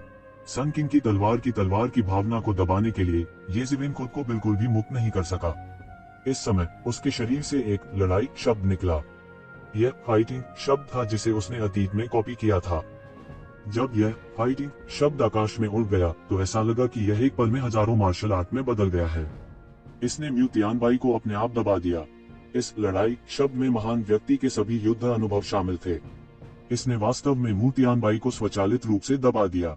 मू तियानबाई के हाथ में तलवार ने लड़ाई के चरित्र पर वार किया। हालांकि यद्यपि उनकी तलवार सिद्धांतों से संघनित थी, फिर भी इसकी तुलना येज़िवेन के छद्म दाओरून से कैसे की जा सकती है। इसके अलावा यह छद्म दाओरून का लड़ाई चरित्र था जो विभिन्न युद्ध तकनीकों में विशिष्ट था, इसलिए यह लगभग तुरंत बह गया। येज़िवेन ने मू तियानबाई के घातक प्रहार का फायदा नहीं उठाया और उसके बाद एक और हमला किया। उसकी सांसें तेज होने लगी और उसका रंग एक क्षण के लिए घातक रूप से पीला पड़ गया। अभी सबसे खतरनाक स्थिति में उसने अपने शरीर में लड़ाई शब्द की उपस्थिति को जबरन उत्तेजित किया। यद्यपि उसने मू तियानबाई की तलवार को हरा दिया, उसके शरीर की ची एक पल में आधी हो गई। यद्यपि ये छद्म दाओरून शक्तिशाली थे, फिर भी उन्होंने बहुत अधिक ची का सेवन किया। इसे स्पष्ट रूप से रखने के लिए ये छद्म दाओरून कुछ महान विभूतियों का सार और अंतर्दृष्टि थे। उन्हें समझना आसान नहीं होता। इसके अलावा उसे हमला करने के लिए इन छद्म दाओरून का इस्तेमाल करना पड़ा। वर्तमान येज़िवेन के लिए यह अभी भी बहुत भारी बात थी। मू तियानबाई इस हमले से पीछे हट गई, लेकिन वह बिल्कुल भी नाराज नहीं हुई। इसके विपरीत उन्हें सुखद आश्चर्य हुआ।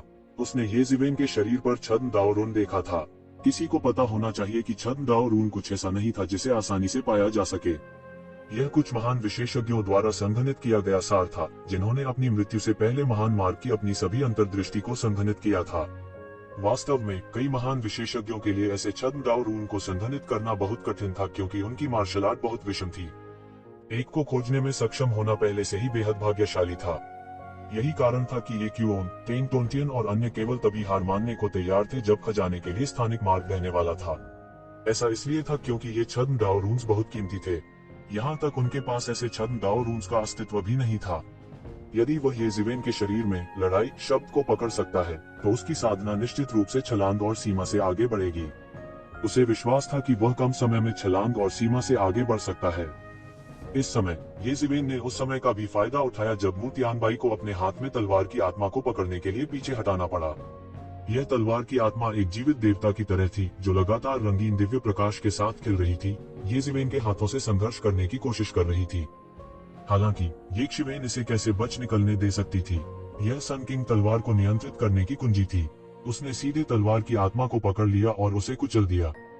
लंबे समय तक विरोध करने के बाद तलवार की यह आत्मा आखिरकार येज़िवेन का विरोध नहीं कर सकी।